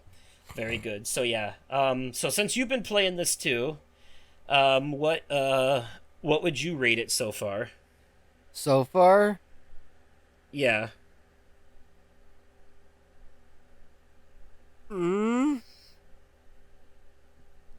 I've opened up the third world, but I've only played the casino level so far. Ah, yeah, the one that introduces the slow-mo gadget. Yes. That's an interesting one. That was Here's a little fun. hint. Here's a little... Oh, you've played... here's a little hint for you on that casino level, by the way. There's a miscellaneous action in that level that not only gets you one of the bots, but also is trophy-related. There's a part where you come up to 4 slots all going at once, and what you're supposed to do is you're supposed to use the slow-mo on them so that the slots... so that you can slow the slots down and see when it lines up 3 gold bot heads and then hit the button when it lines those up and you get a bunch of coins. And you do that for all 4 of the slot machines there and you get a trophy. And the last one has a bot on it on those if you slow it down at the right time. Really? Yep. Okay. Yeah, there's a couple miscellaneous things. There'll be a water level later where you have a penguin strapped to your back that lets you swim faster and jump out of the water like a dolphin. And you'll actually see a bunch of dolphins jumping through a ring, and if you jump through that ring, there's a trophy for that. There's also a level where you get the rocket dog on your back, and there's a room full of balls, and there's a basketball hoop in the distance, and if you hit the ball and knock it into the hoop, there's a trophy for that. I already did that one. Yeah, so there's miscellaneous stuff in some of the levels like that, too. I did that. I'm like, oh, trophy. Nothing is missable in this game. They're all, everything can go back. You can replay all the levels as much as you want. So hell yeah. So, yeah. But, yeah, what would you give it so far? I saw that Sarah gave it a 10 out of 10 as well, before even finishing. 10 out of 10. Yeah, I think, honestly, if this isn't... This game is so goddamn good. It might not win, because we still have a bunch of games coming out this year yet, like Assassin's Creed Shadows, Black Ops 6, all kinds of shit. So, but I'm going to be genuinely upset if this game isn't at least nominated for Game of the Year at the Game Awards. Right. It has to be. It's getting perfect scores across the board. It might not be selling as well where people were hoping, but there's a lot of people that are like, I don't know if I want to spend $70 on a 15-hour game. And to which I say, poppycock, because the Right? to me the price should be based on quality, not quantity. I Yes. would rather spend $60-$70 on a 15-hour game that's like the best experience I've had all year, that has high replay value, versus spending $70 on some like 40 to 70 hour open world schlock that just pads the runtime with a bunch of tedious bullshit. You know, That. you know. So the hours aren't always worth the price. It's not. That's Right. a terrible way to measure the value of a game. I can Yeah. understand if it was like an indie game, but this is an in-house developer. This is Team Asobi. This is like they basically live on the PS5. Yeah. So yeah, I would call this I would call this an AAA game as far as platformers. Like I said, it's comparable to the best Mario has to offer from his franchise. Honestly. Yeah. It's up there. It's really up there. And by the way, I will say, even though there's no direct Kingdom Hearts references, I do think that they tried to make up for that with the world map. The world map gives me very Kingdom Hearts 2 Gummy Ship map vibes. Yeah, it does. Even all the way down to the music and the way you just fly to the level you want to go to, and it's so I'm getting that. So I'm just I could be wrong, but I'm calling that a reference and sticking with it. Right. So yeah, a perfect 10 out of 10 3D platformer collectathon game that really scratches that kleptomania itch. It's like Pokemon, but you're catching PlayStation characters. Mm-hmm. you know Yeah. it scratches that itch, basically. Fair Like enough. every time you find one, it hits the serotonin super hard. So already, also, fun fact, the guy who created the character Deacon from Days Gone was actually mad that his character was in this game. Like, whatever, buddy. Right. Should be honored. The fuck? But okay. So we'll pass it over to you for whatever's on your list now. Now, that one was on both of our lists. Yes, it was. So we'll scratch that. But what do you got for me? I recently watched the Netflix original film The Deliverance. Okay. It is a horror. It's a demon possession film. This gives off major Jordan Peele vibes. Oh, Get Out, Us, Nope. Uh-huh. Almost like if Tyler Perry were to try his hand in horror. This Have you seen all three of those? I've seen. I've seen. I think so. Get Out, Us, and Nope. I haven't seen all of them. I know I've seen some of them. Okay. I've seen Get Out. I have not seen Us and Nope. Okay. But this was directed by Lee Daniels. And this, man. Okay, so this is based on true events. And this family is living in this house that live in this house, and this house, there was a family that lived there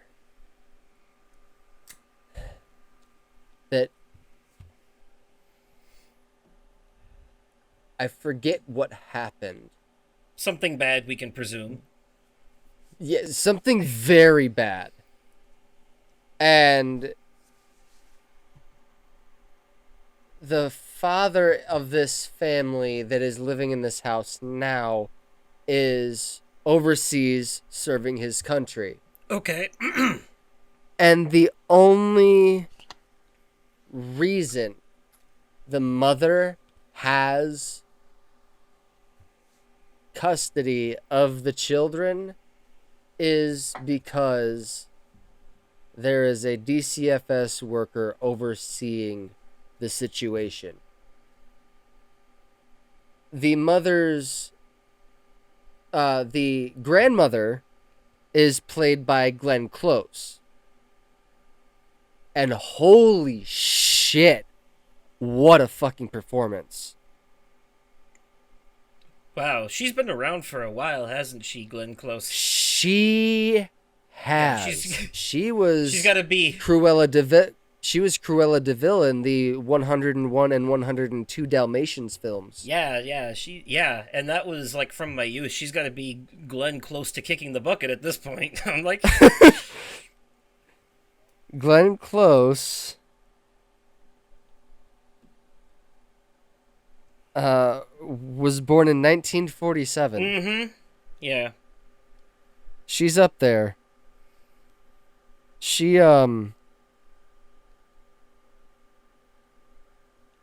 That would make her 77, by the way. Yes, she's still got it. Like this performance from her was, I would think, would be award winning. This film was also brought up in an article that the Concerned Mothers of America are trying to boycott Netflix because of this film.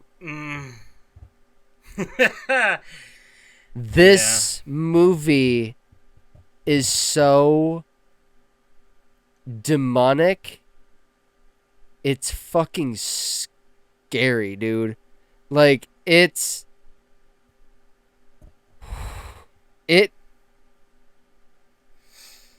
when I say I was on the edge of my seat, okay, so I watched this on my iPad while Sarah was, I think Sarah was playing Astrobot. Okay.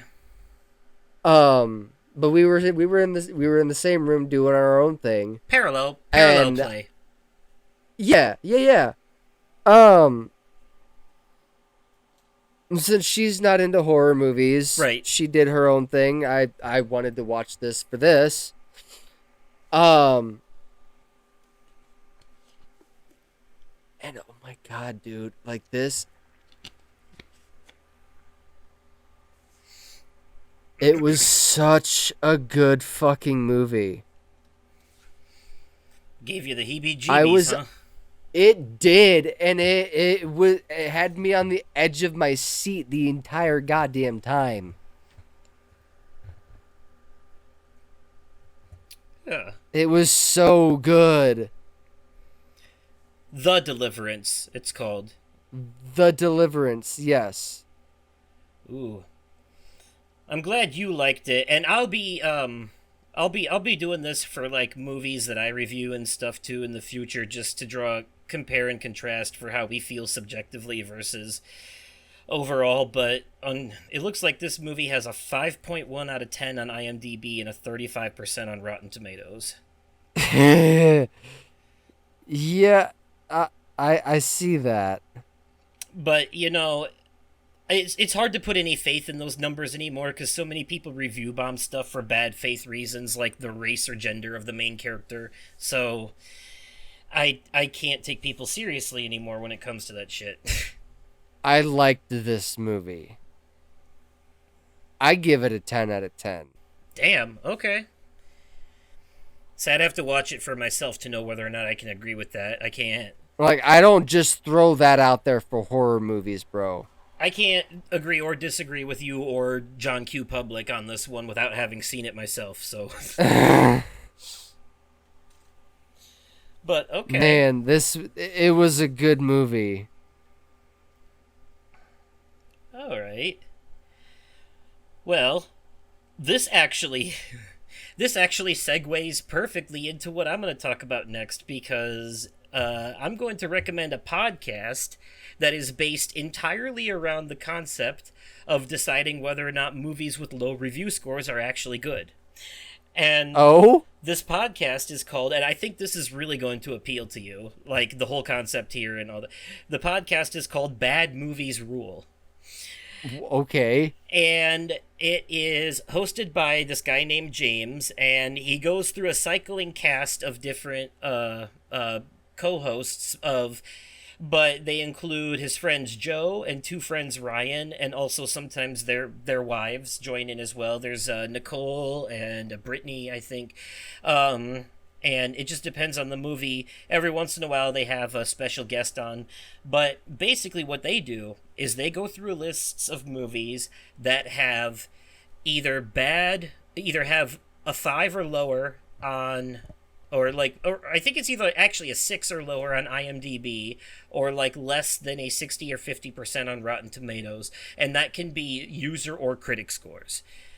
Either way, it makes it eligible for the thing. And what they do is they talk about the movie, so it's very spoilery. They go through the whole thing, talk about it. It's basically a review, but what they do is they decide at the end of it all whether everyone is right, if it's actually a bad movie, whether everyone's right, it is a bad movie, but they liked it anyways, so therefore it's a bad movie that rules, or if everyone's wrong and it's actually a good movie, full stop, is what they do.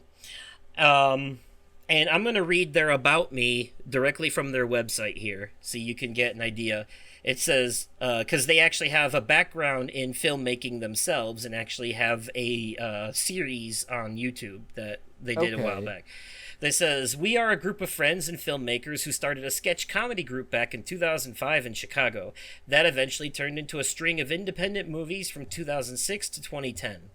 We approach talking about films from the standpoint of having made them on a much smaller scale and can commiserate with some of the challenges. Bottom line, we love movies, and many of the movies we love wouldn't be called good by the common arbiters of quality, critics and award shows.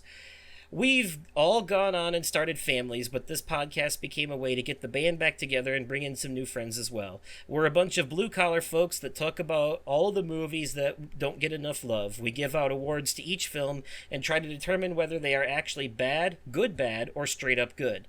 We hope you will enjoy being part of our group and hanging out with us." Yeah, so to give more context on that, too, one of the things they do at the end, their awards, I really like this section because it's so funny. The first thing they do is they always try to decide which role Arnold Schwarzenegger would have been good for in the movie, because one of them does a great Arnold impression, so they decide which character he could have been, and then they do lines from the movie in his voice, and it's always hilarious every single time. And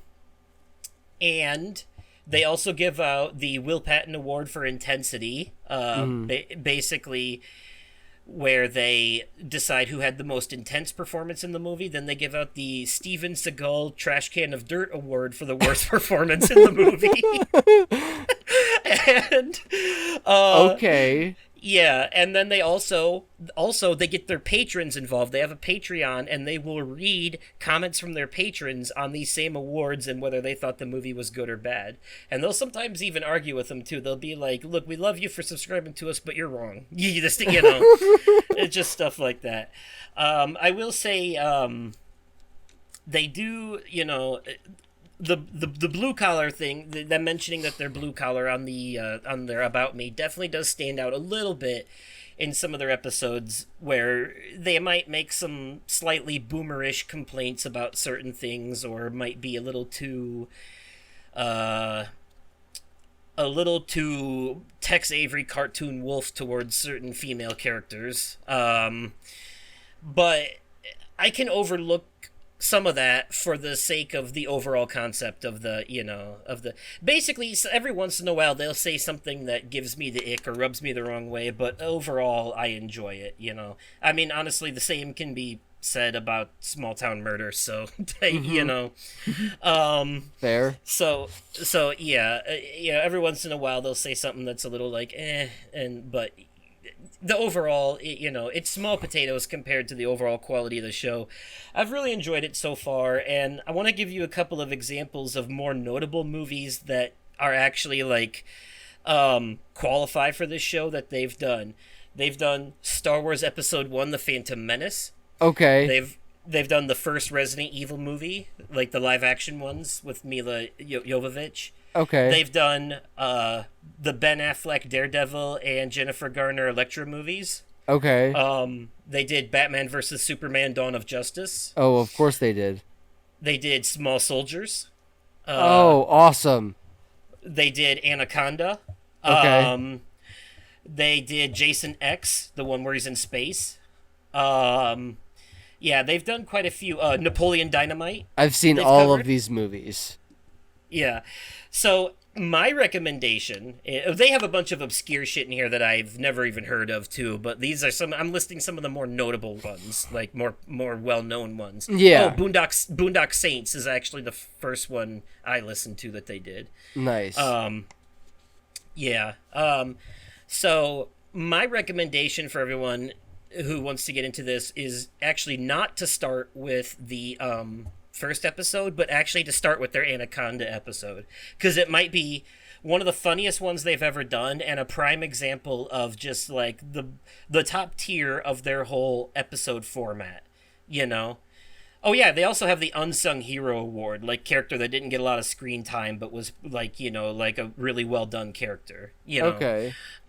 in that. So I recommend starting with the Anaconda episode because it's funny. It's really funny. And there's just like a lot of, they do a great Owen Wilson impression when they're talking about it. They make jokes about how J-Lo's character is just like written really badly in the movie. Yeah, and I think plus the movie has early versions of a well-known cast. Jennifer Lopez, Owen Wilson, Ice Cube. Yeah.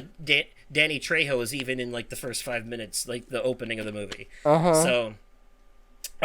So I actually recommend starting with their Anaconda episode. Either that or the Napoleon Dynamite one would probably be my recommendation. Okay. For like checking them out to see if you'd like. I don't know. As I was listening to this, just the whole concept of this podcast felt to me like it would really appeal to you because you definitely feel like you would fit right in to me with these conversations they have about these, because like I know that you often tend to love a lot of movies that publicly were rated very harshly or low. So what was the name of the podcast? Bad Movies Rule.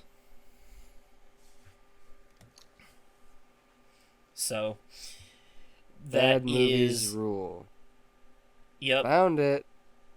Follow. Yep. That is a recommendation for me. And also sometimes they do mailbag episodes where they read emails that listeners send in. Oh, also one of their most recent episodes that was also good, the live actions Flintstone movie, the one with John Goodman and Rosie O'Donnell. Oh, that's one of my favorites. Yeah, that's one of their most recent episodes. Okay. So, yeah, they even sing the Flintstones theme in that episode. Oh, that's awesome. For fun. So yeah, so either that one, the Anaconda one, or the Napoleon Dynamite one would be my recommendations for a starting point, and then just kind of scroll through and listen to the ones for the movies you've seen. That's what I've been doing. Okay. I haven't listened to any of the ones for movies I haven't seen yet because I can't really, have any commentary on it. They even covered that stupid movie that was on Netflix, Rubber, about the tire that killed people with telekinesis. Yeah. Okay. Yeah, they cover stuff like that. So yeah, that is a recommendation for the podcast Bad Movies Rule, available on whatever you're listening to this on, probably. So yeah, I think they also have a video version on YouTube. So okay. Yeah. So all right. My second thing is season 2 of Monsters on Netflix. Okay. Season 1 was all about the story of Jeffrey Dahmer. Season 2 is all about Lyle and Eric Menendez and how they killed their parents. Oh, okay. Yes. Sarah and I have watched a couple episodes so far. I'm invested. I've seen that advertised. So what's the whole reason I wanted to watch this with her, and I didn't even know that this was a thing until I launched Netflix on my TV last night after we got back from the movie. And I'm like, wait, I was just thinking, like, they should really do a re-dramatization of the Menendez case. And sure as shit, Netflix decided to fucking do it. We're only a few episodes in, but I'm invested. And here's why. Jimmy and James from Small Town Murder, when they did their Halloween virtual live last year, they dressed up in costume as the Menendez brothers. Oh, nice. They have another one coming up this year. I keep hearing Yes, advertised. I've already got my ticket for it. We've already got our ticket. We're gonna watch it. I'm so excited. Oh man. But go on. But yeah, okay. Was it Lyle or was it Eric? I get confused between the two. But one of them was watching the movie $1 Billion Baby. Huh. And had the thought. The boxing movie about the chick who broke her neck? What's it? What movie? I don't remember. Okay. Either way, I think though. it was. I don't know. It was a. It was.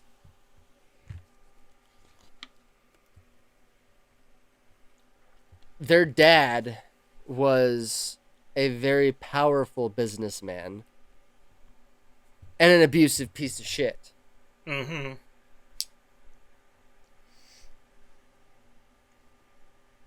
And the mom,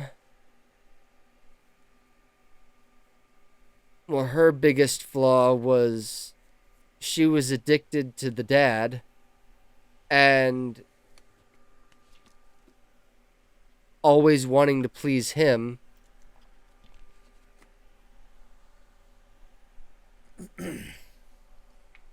And she was, no matter what, couldn't I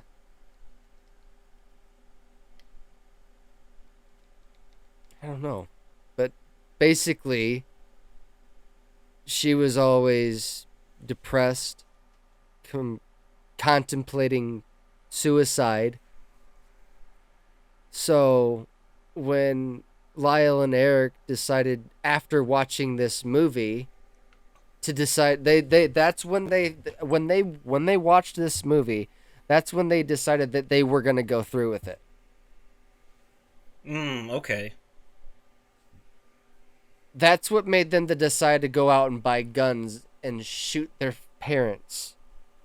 Damn. In their own home. And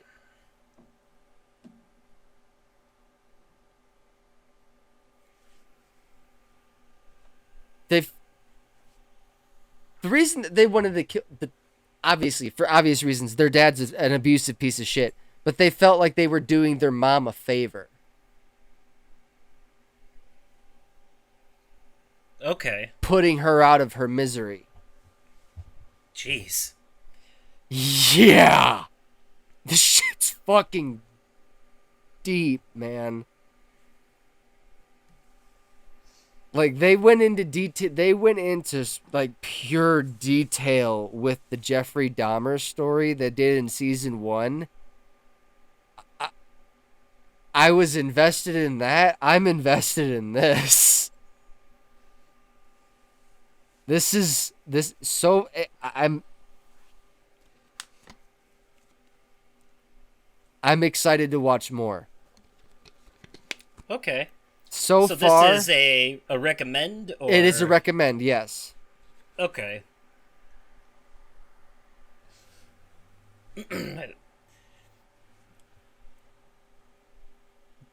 But you do have a so far score. So far score, I would have to give it. I don't.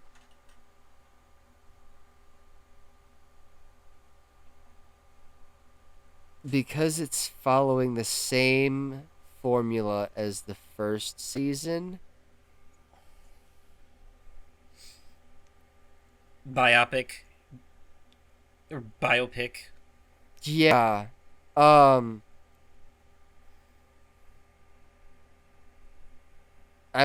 a sucker for true crime, so 10 out of 10. Okay.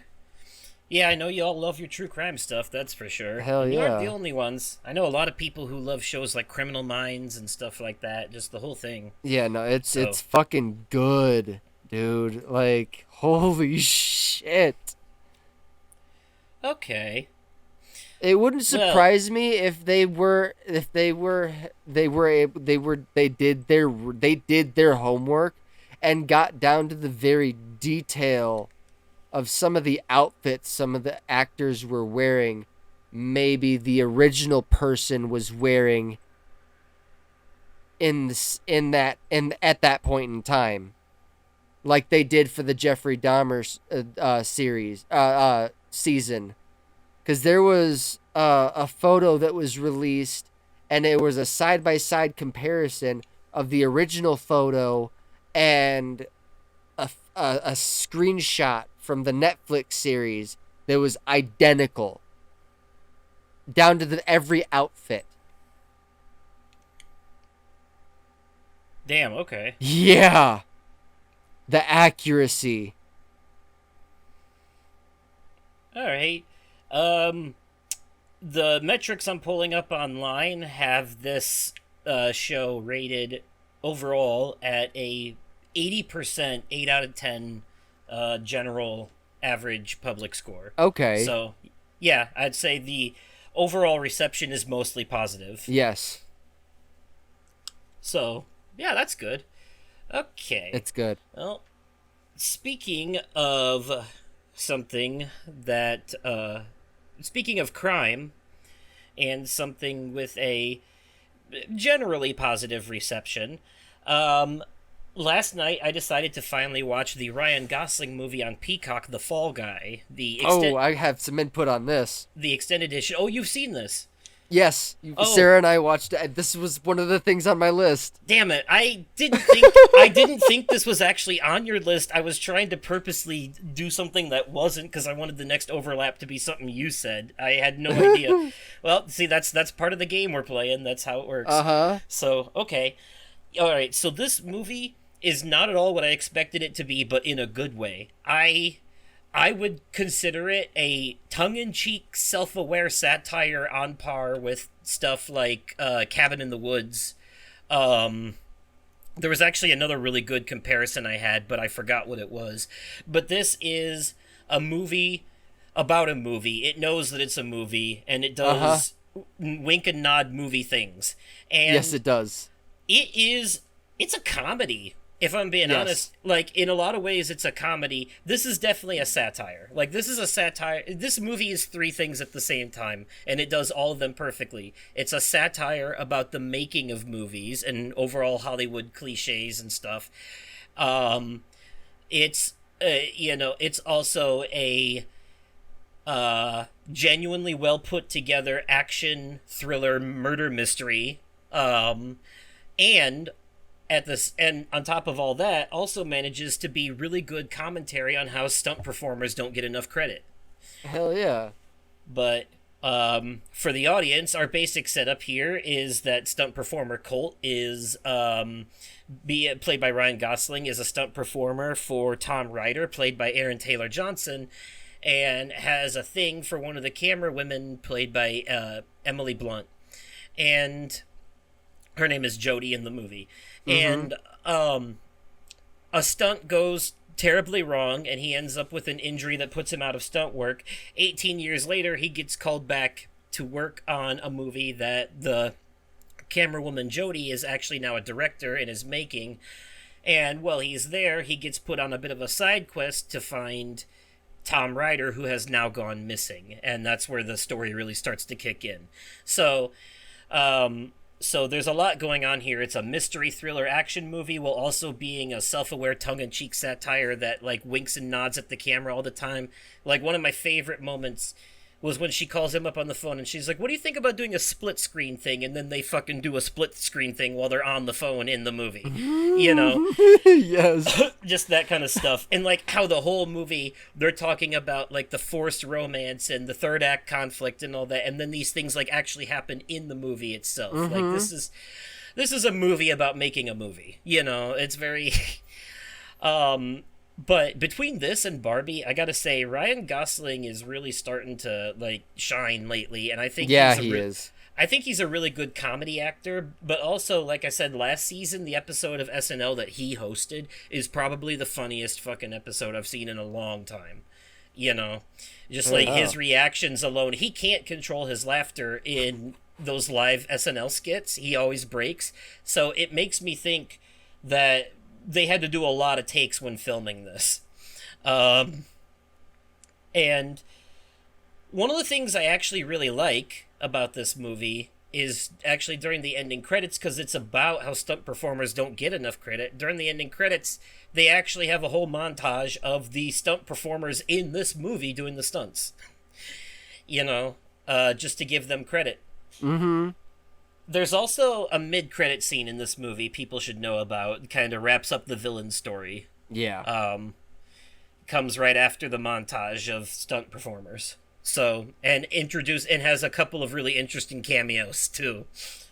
So yeah, I really liked this overall, and there were a couple of things that didn't make a whole lot of sense to me. The villain's plan overall is really convoluted, and I don't know. I feel like they could have cut out a lot of steps for what they were trying to accomplish.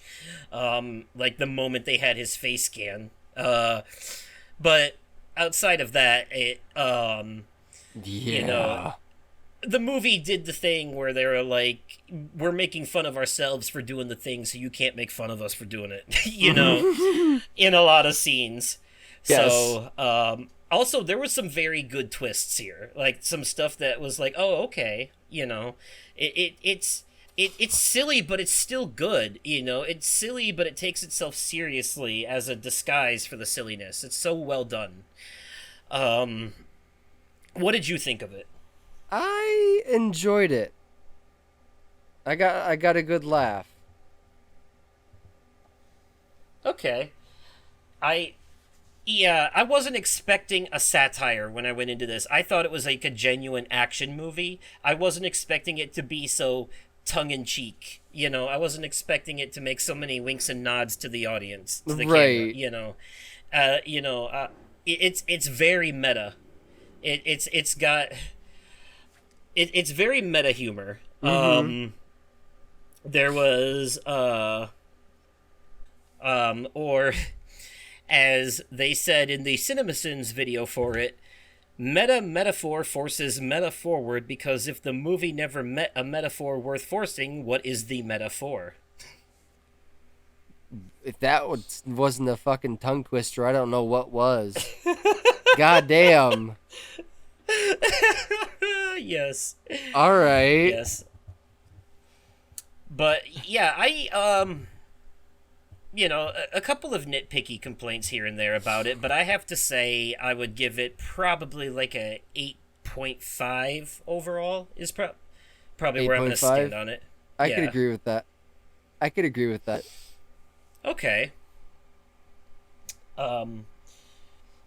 But you really enjoyed it too, huh? I did. I did. It's a very fun movie. I really wasn't expecting it to be what it was. And then I came out like I'm surprised. I'm glad I didn't look into it too much before watching it because it was a pleasant surprise. The way things ended could not have ended any more perfect. Yeah, the way their plan comes to fruition was really awesome. Hell yeah, it was. Yeah. Also, I know they just wanted a cool scene of him flipping people off, but like, if it was me, I would definitely look before falling to make sure that air cushion is actually there. Uh, right. Yeah, it's a bit much. But, okay. Alright, what else do you have here? I'm gonna save the movie for last. Okay.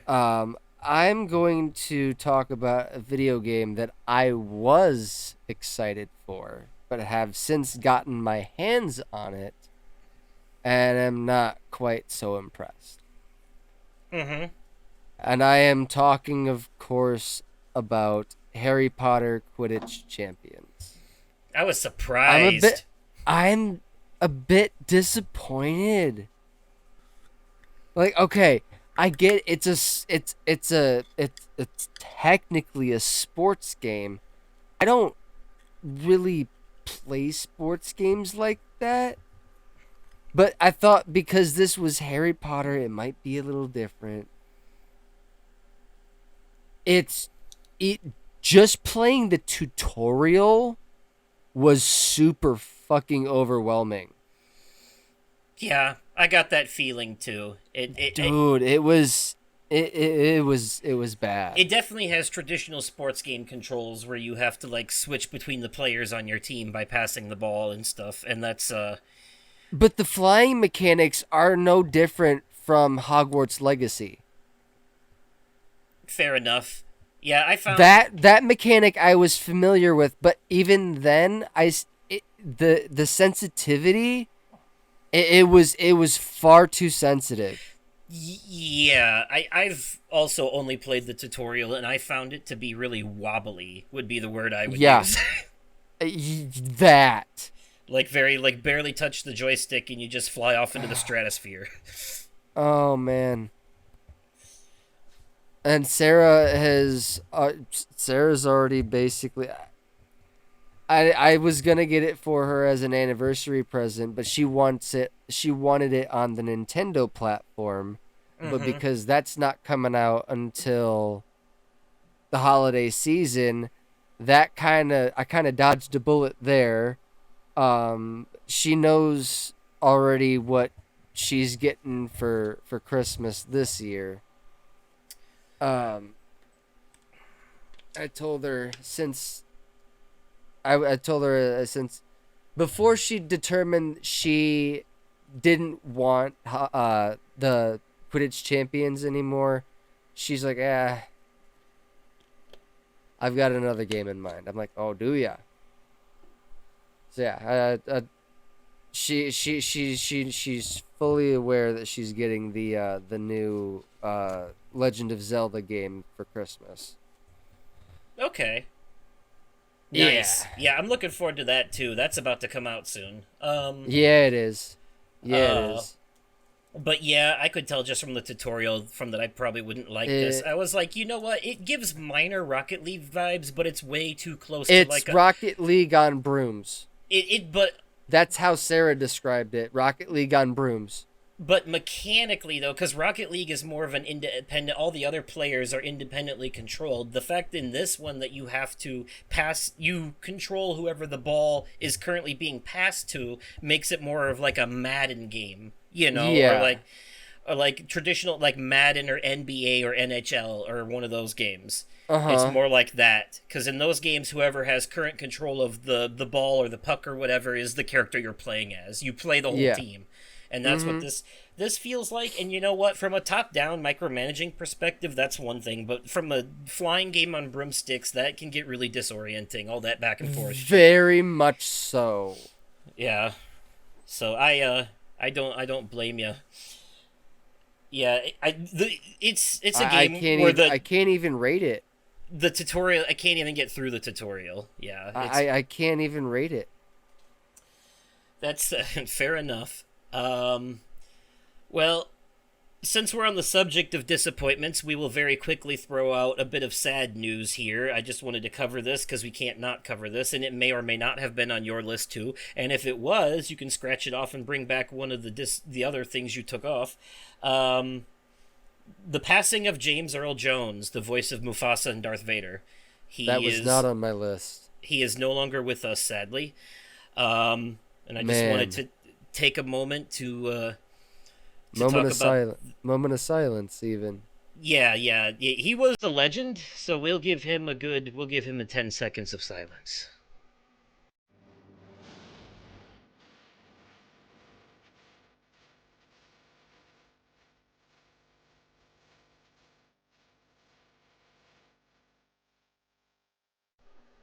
Okay. Uh, but Man. yeah, he was in a lot of things, but we will mostly remember him as Mufasa and Darth Vader. Yes. The voice of Absolutely. yeah, the voice of Darth Vader, of course. Yeah, He wasn't the in the voice. suit, but No. He's the voice of Darth Vader. That it, man's voice was iconic. yeah, that was such a. But he lived. That was such a sad thing. But also, he lived to a pretty ripe old age. So I think Yeah, he did. he lived a full life. I think he was in his 90s. 93. I think it was. Hold on. Let me. James Earl Jones, aged to be 93. Yep. He passed in his home in New York on September 9th. I'm guessing he just passed away of old age and health issues. That would be Is my guess. is what it seemed to be. But yes, I wanted to make sure that we took a quick moment to talk about that because Yeah. James Earl Jones was an icon, a legend, and I couldn't talk about this, or I couldn't. We couldn't do this episode without talking about him No, definitely and not. that as well. That's a hard one, man, because that's. Whew. So I have three things left, and you have two. So for the sake of balance, and I think one of my things might even be on your list, or one of the things that you took off of your list. We'll find out. But if it's okay with you, I'm just gonna jump to the next thing on mine because it's a perfect segue for this, Go for it. and that would be Star Wars Outlaws. Okay. It's a Ubisoft open world game. And you play as Kay Vess, who's a smuggler. She's basically a female Han Solo, let's be honest here. But instead of a Wookiee companion, she has a little lizard named Nyx. And this lizard actually plays into the game mechanics. During more stealthier moments, you can send him out to distract enemies, attack enemies so you can run up on them and knock them out, or even pickpocket people and bring the shit back to you. And Nyx can also reach things that you can't, like if there's like a item out of your reach or like a switch to open a door or something, he can like crawl through gates and stuff to get to it and do it for you. This game has it's accessible, even though the stealth itself can be a little punishing in some areas. There are some missions that are like insta fails if you get caught, but the it has accessibility options, and they're actually patching the game to make some of those stealth missions easier. They're working on that. But there's accessibility options too, like if you find the computer hacking or lockpicking mini games to be too difficult or annoying, you can actually turn them off completely or make them easier. The game has custom difficulty. You can play on like easy, medium, hard, whatever with preset stuff, but you can also customize it. Like say, maybe you want the stealth to be easier, but the combat to be harder. You can like actually turn up and down the difficulty of each of these things individually. That helps. But basically, you start off on her home planet, and it's a little linear for the prologue for the first couple hours. But you get wrapped up in a rebel scheme to steal something from some overlord and you end up being hunted down and having to leave your home planet on a ship that you steal, then when you crash land on another planet, it's where the adventure really begins. It becomes open world, you get a speeder bike, then you go to the nearest town and you start doing missions for different factions, 3 different criminal syndicates, the Pikes, the Crimson Dawn, and the Hutts. Yes, Hutts as in Jabba the Hutt. Okay.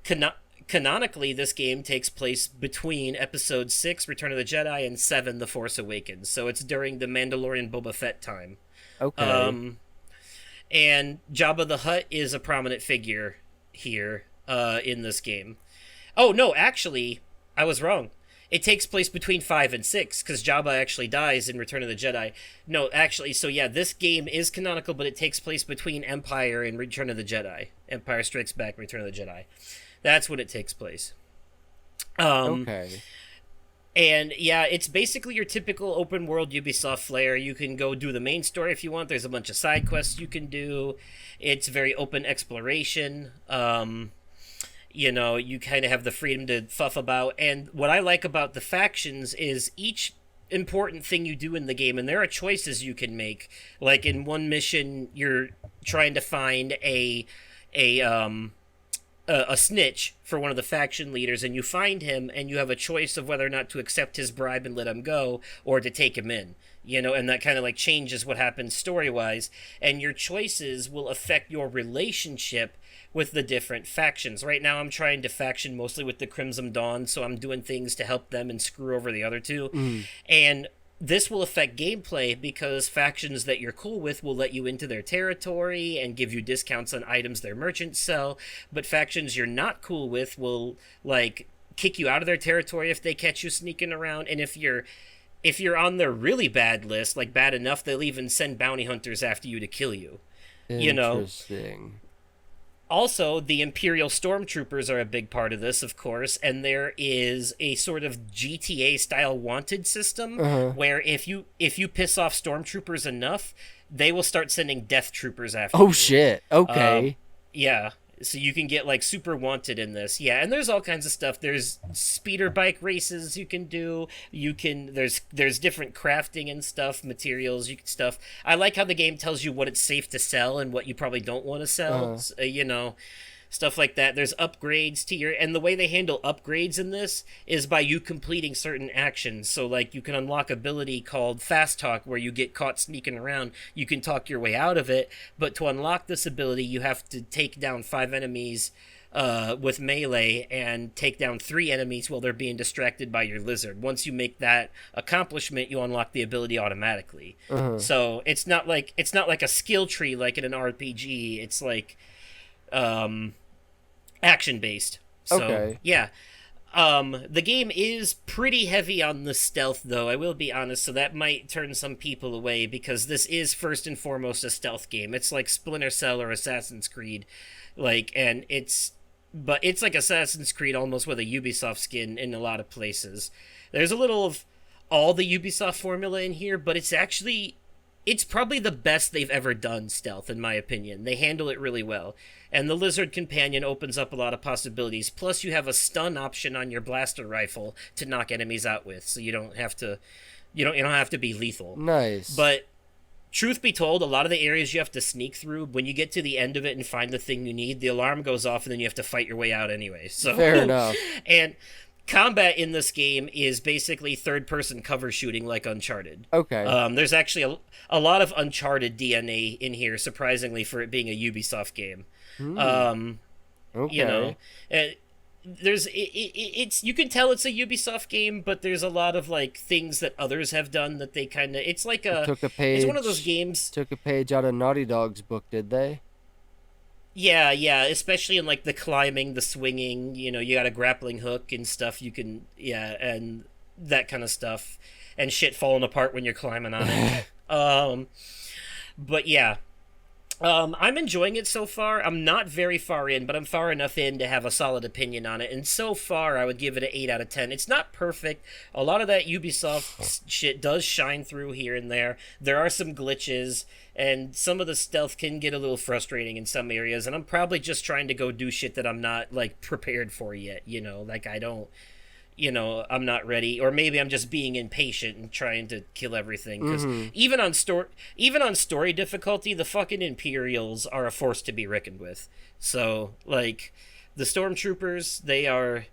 Yeah, I will say though, on story difficulty, their aim is at least canonical because they can't aim for shit on story difficulty. But if they do get you, it's gonna fucking hurt. Mm-hmm. So, um, because you have a health bar that only shows up in combat, and it's in 3 different sections. And if you lose some health in one section, if you hide behind cover, it'll recharge. But if you fully lose a section, then you only have 2 sections left for those to recharge, and you have to use a health pack to get it back. Mm-hmm. So, but a health pack fully restores all 3 sections, so it's not like you're wasting them. Right. So, and you only have your blaster to use most of the time in melee attacks. You can pick up other enemies' weapons when they drop them, but you don't get to keep them. But you can use them. Okay. So, yeah. I recommend it for fans of Star Wars or stealth games or Ubisoft open world games. It's very well handled, and it really feels like you're living in this world. Like I just won some money in a round of what is basically space poker the other day while playing it. There's just fun stuff like that to do. There's even little arcade games you can go play. Like there's arcades you can go to and play these little games on the machines and shit like that. It's a world you can live in. It's a Star Wars world you can really live in, and it's not about Jedis and lightsabers and space magic. It's really down to earth and gritty, and more about like the underground slums and the crime side of Star Wars universe. Like the Han Solos and Jabba the Hutts of the Star Wars universe. Mm-hmm. So, yeah, 8 out of 10 for me on that one. Nice. What else you got? So sounds like I'm recommending 2 more things. I have a podcast I'm recommending called Okay. Haunted Homies. Now, this is with so the guys' names. One of the names you'll know because it's Elton Ceste, Corey Shearer, and Matt Rife. Okay. And all of their episodes are recorded in front of an audience. Now, because what they like to do is these guys also do like their own paranormal investigation. They've gone on ghost huntings before. They've got an entire YouTube channel dedicated to it. They've got a section in their Patreon dedicated to it. But they also know that there's a lot of people out there that don't believe in the paranormal. So with that said, they ask their attendees to submit stories of whether they be paranormal stories or things that they've done that haunt them. And the shit that happens on this show is like there was one episode that they did. It was an episode that they did here in Iowa. I forget where, but it was in an old abandoned haunted school. And one of the entries was that they went on a school field trip with a teacher. The tagline. They went on an extracurricular trip with the teacher, and they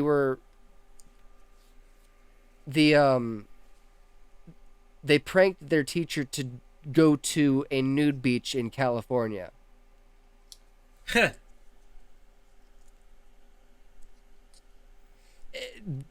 This episode that they did in Iowa, that there was a lot of pranks that they covered with the different audience members, Another one was their they one of the kids trapped 4 skunks inside the principal's car and rolled up the windows. Yeah. Like this shit, it's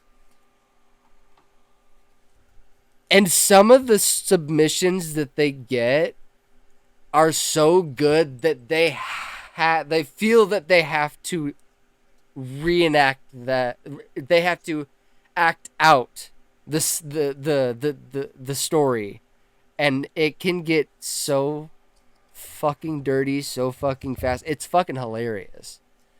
Um So it's a show about pranks and haunted places. yes. So they basically they have It's these like Ghost Adventures meets Jackass, is what it sounds like. Okay, so I'll have to send you the YouTube their YouTube channel. Okay. I subscribe to their Patreon.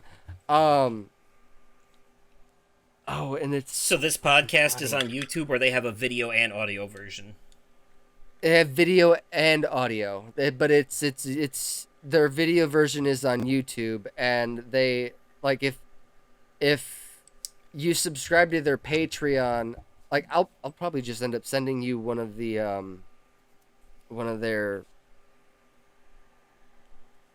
videos from their Patreon. Yeah, I'll do that. Definitely. I'll send you some of their stuff from their Patreon. They're fucking funny, dude. Like it's not for everybody, but it's oh my god. I would put that same disclaimer out about the bad movies rule one that I recommended as well. It's really not going to be everyone's cup of tea, but it's something there. I think you will like it for sure. Yeah. I have to put that out there. It's not for everybody, but I will say Neither are we, to be fair. It's Sarah and I have sat there and laughed our asses off watching these guys. They're funny. Nice. Okay. Yeah, and they all of their podcast episodes are filmed in front of a live comedy club. Okay.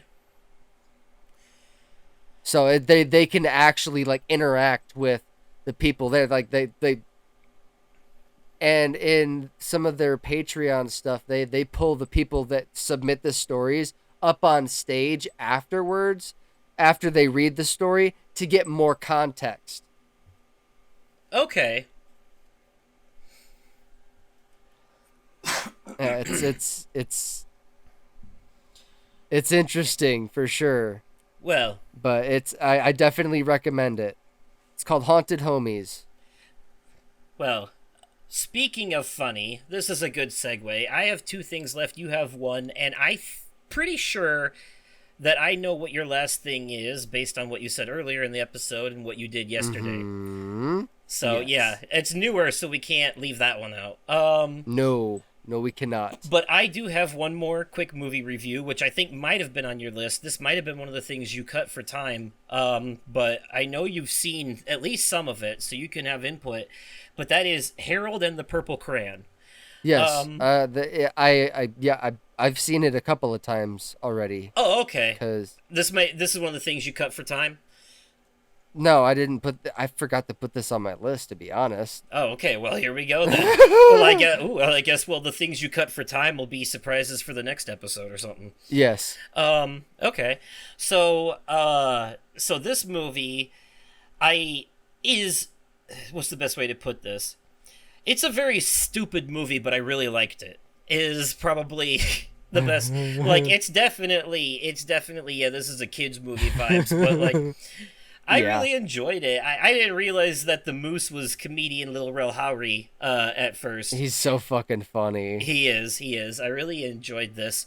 I mean, obviously, there's a lot of things here where, because it's a kid's movie, you have to have a huge suspension of disbelief because the public does not react the way they realistically should to a lot of things that happen here, which is basically literal magic right in front of their goddamn eyes. That store, though, Ollie's? Yeah. Dude, my mom goes to the one in Rockford all the time. Oh, really? Okay. Yeah. I didn't realize it was a real place. I thought they made it up for the movie. No, it's an actual store.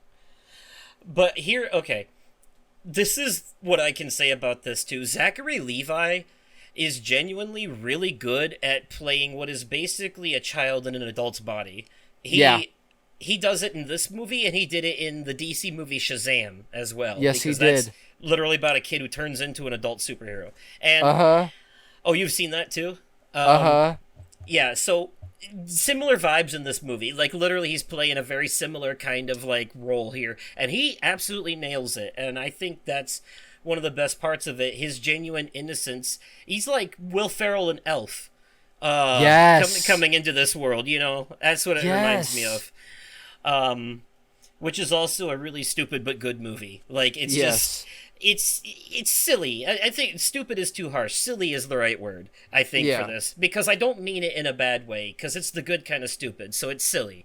And it's silly where you have to turn your brain off a little bit to fully appreciate it.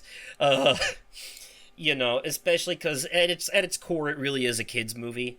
Or a family movie, I guess I would say, is probably more accurate. But well done. The villain, too, in this. Very... Man, he was skeevy as shit. He gave me the ick in this. Oh, shit. You know why else?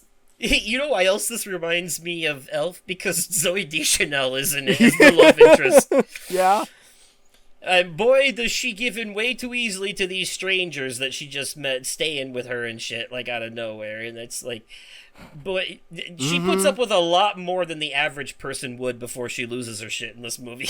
Yeah. But that's just part of the shtick for it being this kind of movie, you know? I was expecting it to be really... Honestly, I was expecting it to be bad. I really was. Especially because it's, like, just deviating from the source material, but they do it in such a way that it's actually well done. Another movie I went into with, you know, midline expectations and came out pleasantly surprised.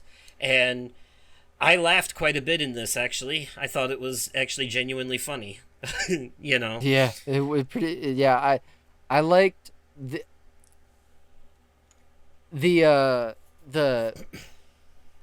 how much of a spaz Porcupine was. Yeah, that was one of the things that actually, like, Moose acclimated to being a human rather quickly and kind of seemed like he had an idea of how to fit in, whereas Porcupine still acted like an animal the whole time. Yes. You know, I was, no quills. And I was, like, I mean, I get it because, like, Moose is around regular human people more, like, you know, and because he's hanging out with Zachary Levi's character, but it's still, I don't know, it just, he picked up on it way too quickly. I was expecting to see some more freakouts on his end. Also, it's weird that he turns back into a moose a couple times in this, and she never turns back into a porcupine. Right. You know, only when he gets scared, though. Right. Yeah. When the plot needs it is when it happens. Is when it's convenient for the story is when it becomes a thing. But overall, though, I can't lie. I would give this movie a solid 8 out of 10. I could agree with that. You know, for a family movie, for a kid's movie, it's actually really good. It's really entertaining and genuinely funny. There's something there for everybody. Yeah. You know, it's silly, but it's fun. So, that's my review for that. All right, we've got one more thing from you, and then I'm going to end us with a small news discussion. So I'm gonna build up to this. So Sarah and I have been going on a lot more dates recently. Uh, that's something I've never been able to do. Now that I'm in a position to be able to do that, I embracing it. But Hell yeah. we also recently celebrated our 1 year anniversary. We went out to Jethro's Barbecue. It's a local barbecue place here in Iowa, and then we went to the casino. Now, Okay. Oh, nice. initially when we saw Deadpool and Wolverine, and she saw the trailer for Beetlejuice, she had no intentions in wanting to see the first one, or even the second one. I'm like, you know what? It's a Tim Burton movie. It's on Max. Let's throw on the first one. She said, all right, let's give it a shot. So we watched it. We watched the first one. She wasn't the biggest fan, but she seemed to enjoy it. To be fair, the first one has not aged well. No, it has not. No, it really hasn't. It really has no. Especially in the special effects department. Yes. Now, I was introduced to Beetlejuice through the animated series that came after the show, and he's a villain in that first movie. Let's be honest, but in the animated series, he was more of an anti-hero. Yeah. Now, I subscribed to Cinemark's Movie Club. I had 2 movie credits. I'm like, hey, I have 2 movie credits. We should go see Beetlejuice, and only have to pay for our snacks. So we did just that, and this movie,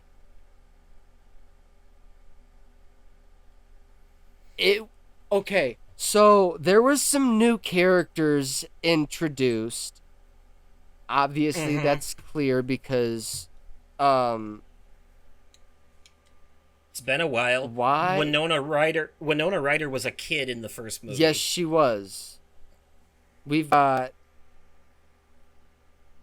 Jenna Ortega playing the role of Astrid Dietz, Winona Ryder's daughter, Lydia Dietz. Yeah, Jenna Ortega's starting to be typecast in this type of stuff because of her portrayal of Wednesday. Yes. So that's all they want to put her in is dark gothic shit now. So, okay. This movie, there was a new... I don't know if the character was mentioned in the cartoon at all, but this is a big driving portion for the plot. Okay. But the character Dolores is that sounds familiar. Beetlejuice's ex-wife. Okay. And apparently she is back and out for revenge. And Beetlejuice is number 1 on her hit list. Oh, wow, okay. Yeah. But in that same breath, we got Catherine O'Hara playing the role of Delia Dietz. Lydia's... Oh, she's back. Yeah. Catherine O'Hara came back for this. Wow. Who... Also known as Kevin McAllister's mom in Home Alone. Yep. Now, the actor that didn't come back for this one was Jeffrey Jones, who played Charles Dietz. Okay. Now, Charles Dietz was a character in this. Different actor, though, huh? No. No? Well, maybe. Maybe. He's just not on the cast list. Okay. Hold on. I have to ask, is Michael Keaton Beetlejuice again? Yes, he is. Okay, good. That Michael has to be part of it. Of course he came back for that. I don't think they would have done it if he didn't agree to it. Right. Okay, good. Yeah, no, Michael Keaton came back for as Beetlejuice to reprise his role, and man. So how does this hold up to the original then? How did you... It's not as good as the original. Okay. But it has it could, if I weren't to compare it to the original, it could stand on its own 2 feet, at least in my opinion. Okay. Do you think they're going to do a third movie and call it Beetlejuice? That's what I'm hearing. That would make sense. That's what I'm hearing. I don't know if that's the case with the way this one ended, but we shall see. Okay. Fair enough. All right. I'm not gonna say how it ended by any means, because it's fucking fresh. Fun fact: this movie released in theaters the day after Michael Keaton's 73rd birthday. Oh wow! Okay. He was born September 5th, 1951. And this movie was released in theaters September 6th, 2024. So, was there anything you took issue with then here? There was a scene that was super cringe, and I don't know. I thought at that point, I'm like, oh fuck, I don't know if this is gonna be a good movie or not, because it was barely into the movie. It was barely 30 minutes in it was barely 30 minutes in when this scene happened. I'm like, oh fuck. This does not seem promising, but it fucking got better, dude. It was so good. I loved it. So a rough start, but it picks up. Yes, a rough start, but it picks up. I would give it an 8. Would you say they stuck the landing? In a sense, like as far in this, that means like did it end good? Yes, it did. Okay, it did. Yes, I really enjoyed this. So you'd give it a what then? An 8.5. Okay. I can work with that. That scene was really fucking cringe. The other thing, there were some things that were kind of... Sarah got up to use the bathroom, and I thought she missed a big twist, but apparently she had she had the twist already figured out. Predictable then. Yes. By the way, I should probably, to keep up with what I said I was going to do, double back a little bit and mention that Harold and the Purple Crayon has a 5.6 on IMDb and a 26% on Rotten Tomatoes. Okay.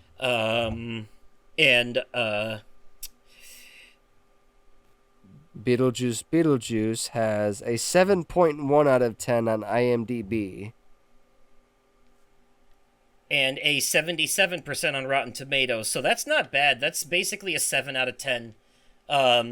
Which means it's the general public is saying that it's not bad, but not great either. It's good. It's okay. I enjoyed it. Somewhere in the middle. So that would be like a C grade on a school paper. Oh, I had a chuckle right at the end too. It was so fucking funny. You gave it a B plus, basically. Yeah, it was good. I liked it. So, all right. I can go with that. All right, I will wrap us up real quick by very briefly mentioning a bit of news that happened PlayStation related. They had a little 9-minute live stream where they announced the PS5 Pro coming out this November. And this is basically how most people seem to feel about this. There's a few staunch defenders, but for the most part, the general overall reception is this thing started out great because the promise here is we're releasing a system where you no longer have to choose between graphics and performance mode. It What? is now you can get both. That's the whole point of this. And I was like, oh, okay. And here's some side-by-side comparisons of the games. Here's The Last of Us Part 2 and Spider-Man 2 and Ratchet and Clank running on a PS5 and a PS5 Pro. Look at the differences in the frame rate, in the resolution, and how the PS5 Pro version has like more trees and shit. It's like it was impressive. They talked about AI-based upscaling, enhanced ray tracing, a 45% faster GPU.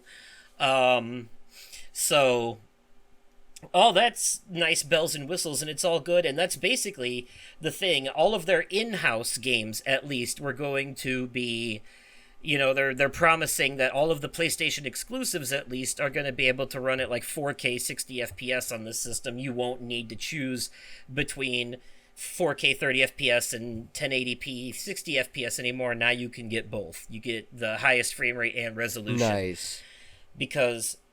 But there's some huge caveats here. And they came, because this was all great and I was in on it. I'm like, yes, yes, yes. And then they announced the price and they lost me. And that's how a lot of people feel too. This motherfucker is going to be $700. God damn. That's going to be a hard pass for me because, and here's the other thing too, it is a digital-only system. You have to buy the disc tray for it separately and attach it to it.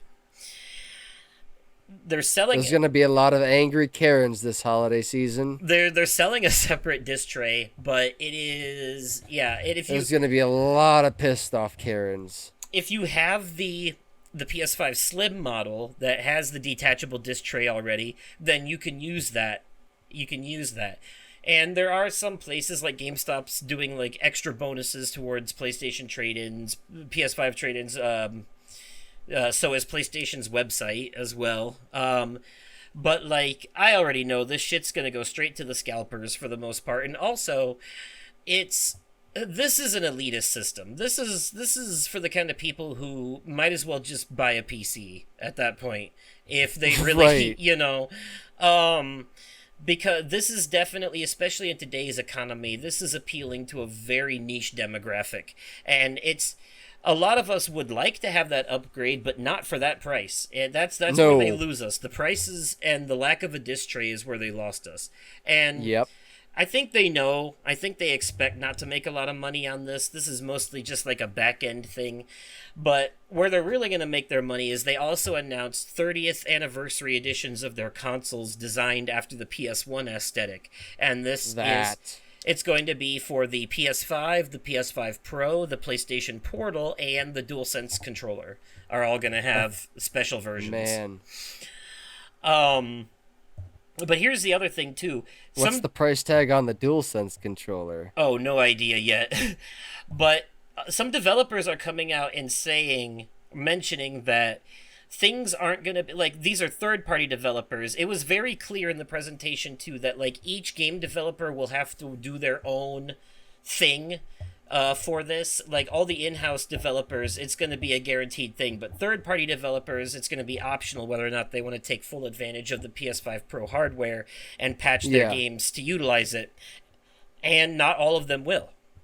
And there are some developers already coming out and saying that, like, look, yeah, this is cool and all, but with the way our game is built, in order to reach the stats that they're asking for, we actually have to, like, lower the resolution of the game and artificially upscale it and stuff, and so it's a lot of flash, and it's a good idea, and, the next generation of consoles really should all be 4K 60 FPS with no need for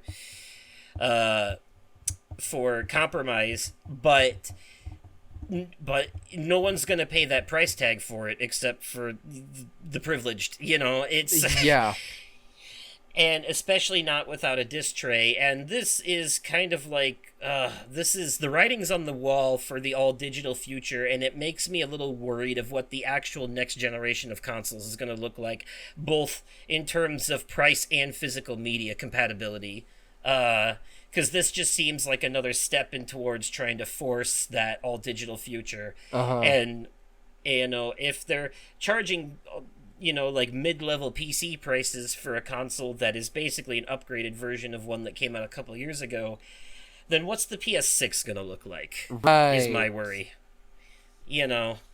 That's the thing, because at some point, because this, you can skip this and just play on your PS5, it'll play all the same shit. They're not making exclusives for it as far as we know. But the next generation of consoles, if you want to play any of the exclusives, you have to upgrade. It's how it is every 6 or 7 years. And it's got people a little worried. And rightfully so. PlayStation seems to be doing an up and down thing right now, where they fucking fell flat on their faces with Concord, and that was a huge failure, so much that they shut it down 2 weeks after it came out. Then they released Astrobot and got into everyone's good graces again. Then they pulled this shit with the PS5 Pro, and now everyone's mad again. So it's like, they just can't, they can't just quit while they're ahead. They can't just, bask in the glory of Astrobot. They had to do some stupid shit and piss everyone off again. So, yeah. So we'll see what happens. If it gets, a huge price cut or something down the line, I'd be fine with it. But, when the PS4 Pro came out, it sold for the same price as the OG PS4, and they cut the price of the OG one. This time they did the opposite. They're keeping the PS5 still $500, and they're increasing the price of the upgraded model instead of cutting the price of anything. And that's not good business. That's bad business decision. Very anti-consumer, I think. Move here, and very pro-inflation. Yeah, exactly. And that's part of the problem. It's like they didn't learn their lesson from the PS3, which was $600 when it released, and it did not sell well in the beginning for that reason. That plus the fact that it literally only had 2 games at launch. So right, I'm pretty sure they were like Gran Turismo and Resistance, but yeah. So. But that's the PlayStation 5 Pro news. It kind of did not get the reception they were hoping for. It did in the beginning. It started off good, and then they did not stick the landing. That price came up and turned everyone away. So that's the long and short of that. So, anyways, that'll do it for our Return from Break Media Corner special episode. A little bit longer, but also it's been a couple of weeks, so that was to be expected. We had some stuff to talk about. But anyways, you can find all the things we talked about on the respective platforms in which we said they were on, Netflix, Peacock, Spotify, YouTube, Apple Podcast, all that stuff, all that fun stuff. If you guys have any thoughts on any of this stuff or anything else, let me know in the comments down below if this is on YouTube, and remember to smash that like button if you enjoyed it. Or you can find me on Twitter at Oversoul53 or email me at oversoulpodcast@gmail.com. And you can find me over on Twitter at The Vaping Fiend and on TikTok at The Vaping Fiend. And you can find us on all of your podcast platforms. Yes. Pretty much all of them. Yeah. All right, folks. We'll catch you in the next episode when we talk about the, and that's why I chose the PS5 news for last, when we talk about the bad things the gaming industry is doing right now and how we feel about them. So that's a good segue. Stay tuned. Stay tuned for that in the next episode. To be continued. All right. Good night, everybody. Bye.